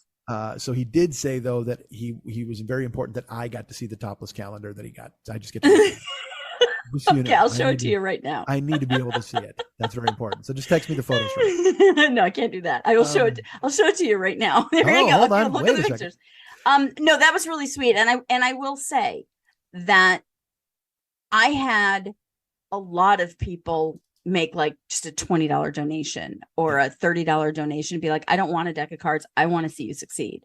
And that was overwhelming this time. That was really nice. And I had a couple friends that did drop in quite a bit of money, or they would do an extra $200 to make sure that it happened. Sure. And again, I mean, had I been on Facebook, this might have funded with more sales, but I don't care because I funded and people believed in it. And I'm really, truly grateful to every one of you out there who pledged or bought a deck or a keychain or a topless calendar. Thank you very much. My little cold heart is very, very warm and happy right now. Well, it made me happy that people stepped up. I mean, people are always very kind and stepping up. Jeremy, the guy who closed the deal for you, that dude, I can't even.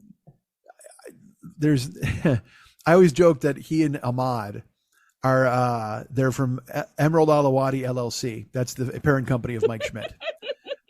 Because Jeremy lives in Seattle, that's the Emerald City, and then Alawadi is Ahmad's last name. And so Emerald Alawadi LLC, they're the only reason I'm still talking to you guys to a certain extent, because like the only reason I'm on Twitch is Jeremy. He literally bought my computer. And then he comes in once a month. We call him Stream Dad because he'll show up and he'll give out $55 subscriptions and then he'll leave. He's just an unbelievably kind guy, just like Ahmad is an unbelievably kind friend. And when people step up and do good things for you, it's funny because for a long time I would be almost shamed where you're just like, fuck. But then you come around to the gratefulness and you're just like, Jesus Christ, and then this will sound dumb. You get the Sally Field phase where you're like, well, you like me. I mean, you really like me. There's a reason you did this. This is pretty cool. People are astonishing and in their generosity and in their attentiveness and in their willingness to just step up when you ask and they just say, okay, you know what I mean? And we joke all the time, I do anyway, that we're going toward this is going to be a charity-based economy. You know, GoFundMe and Kickstarter are going to pay for everybody's medical bills by the time, you know, they must be the largest health insurance people in the world. GoFundMe is. And very, people very are always, sad. and people are always kind enough to step up and do good things for people in need. And while you may not have been in need, they love you and they love what you've done. And so they're willing to make sure that you can make a living. There are angel investors. There are investors. There are people who are like, we just want to see people succeed. I don't know if I've ever told this, but when I started the Hollywood Burlesque Festival, Richard Simmons was an angel investor. He literally, I was going to his workouts and he basically said to me, how are your festival sales? And I said, well, it is what it is. You're in LA and it's the first year. And he goes, I want to do something for you. And I said, why do you want to do something for me? And he goes, because you do stuff for people. He goes, my mom was a burlesque dancer. And I went to his house and he handed me a check, which was the seed money for the festival. Yeah. And you just go, there are people out there who have succeeded and know that you don't succeed alone. Right. No one succeeds alone. Nobody pulls themselves up by the bootstraps. It's always either people supporting you or you're taking advantage of people and you're working them for minimum wage and making them do slave labor and exploiting their labor. Because that's the only way you get super rich. It really is. Or they give you the seed money and then they go, okay, I want approval of everybody who's in it. I want to go ahead and say this. Yes. I want to talk about this. And literally he came and he showed up and he was like, this was really fun. I'm glad you did it. And I hope it's successful.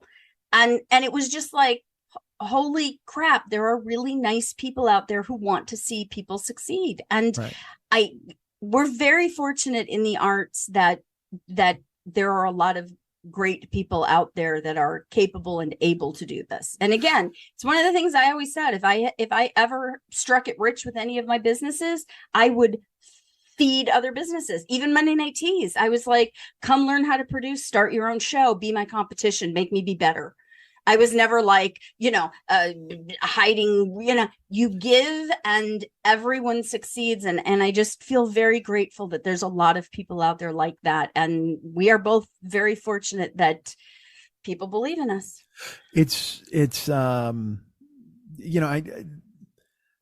Words can come easy to me. So sometimes, like I say, talk can be cheap. I don't ever want to think that people think that what I'm saying is some rote patter. Whenever I thank them or I say how unbelievably grateful and astonished I am that people still give me money to do this after however long and are able to fund you for what you want to do. I've said it in the past, anybody who's ever given $1, anybody who's ever laughed at anything I've said, anybody who's ever downloaded, thank you. You're incredible. And look, if I betrayed them a little bit recently by not doing shows or climbing into a hole or whatever the fuck happened to me. Yeah. I'm shamed by it and I'm disappointed because of all the help people gave me in the past to now, because I've had people leave the Patreon and they're just like, you stopped producing stuff. So we got to bail. And I got that. I was never mad. I'm not mad at anybody. I'm mad at myself because as I've said out loud to you and I'm by myself, if you give people a reason to forget you, they will. And so for people to step up whenever and subscribe on Twitch or fund your unbelievable project or even listen or send me money or just when I've been so bad at communicating with people or I don't reach out, I don't answer, I get all those things. And I can't believe people have stuck around this long. There's something they get out of it, something they see. And I've made friends along the way who want to see me succeed. And like I said, it embarrasses me that I closed my one-man show in 2011 by saying, well, you know what? I want to prove to everybody that they didn't back the wrong horse and I want to be the right guy. And here we are 11 years later and I'm still, if anything, still stuck in the mud a little bit. But here you are 11 years later, still doing it. Yeah, but not. And that's the thing. I mean, when I looked at my career going, is my career over now? What am I going to do? How am I going to? It's like you find the thing that works and you keep going. And, guess who's back? Schmitty's back. Guess who's back? Back in town.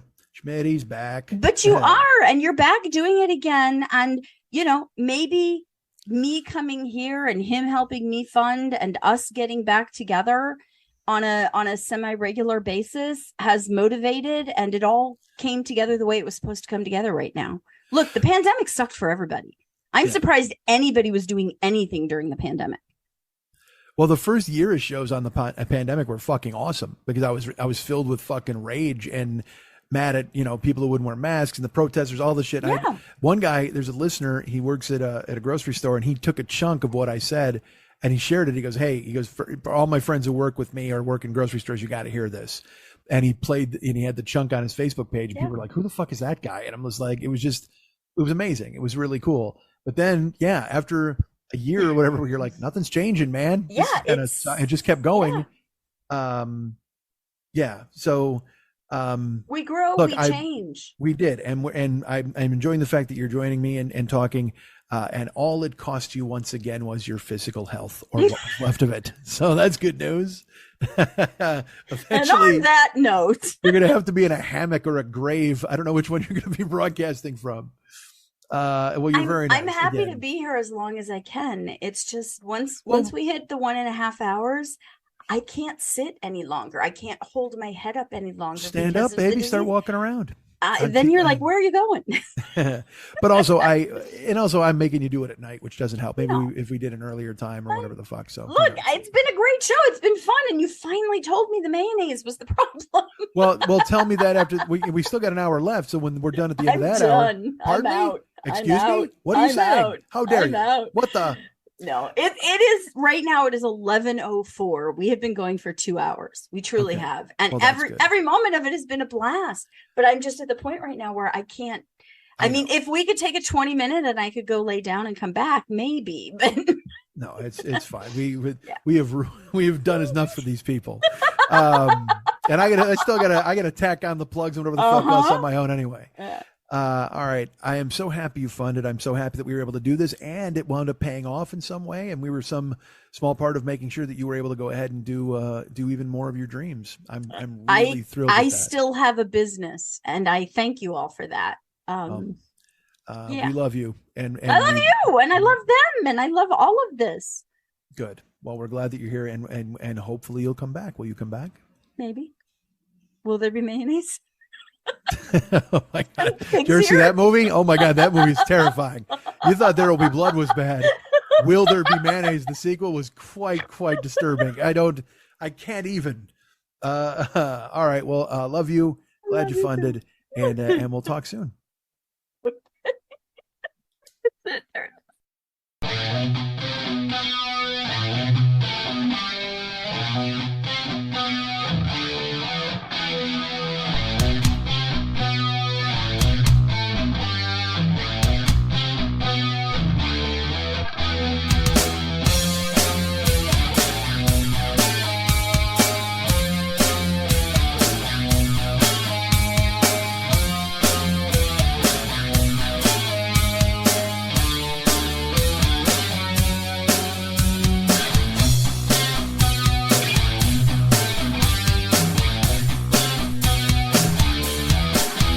If there's anything I like more than me, it's people who like me. I love me, but if you love me, I love you. 'Cause you know why, we both love me. How great am I? Let's talk about that for a while, and by while, I mean forever.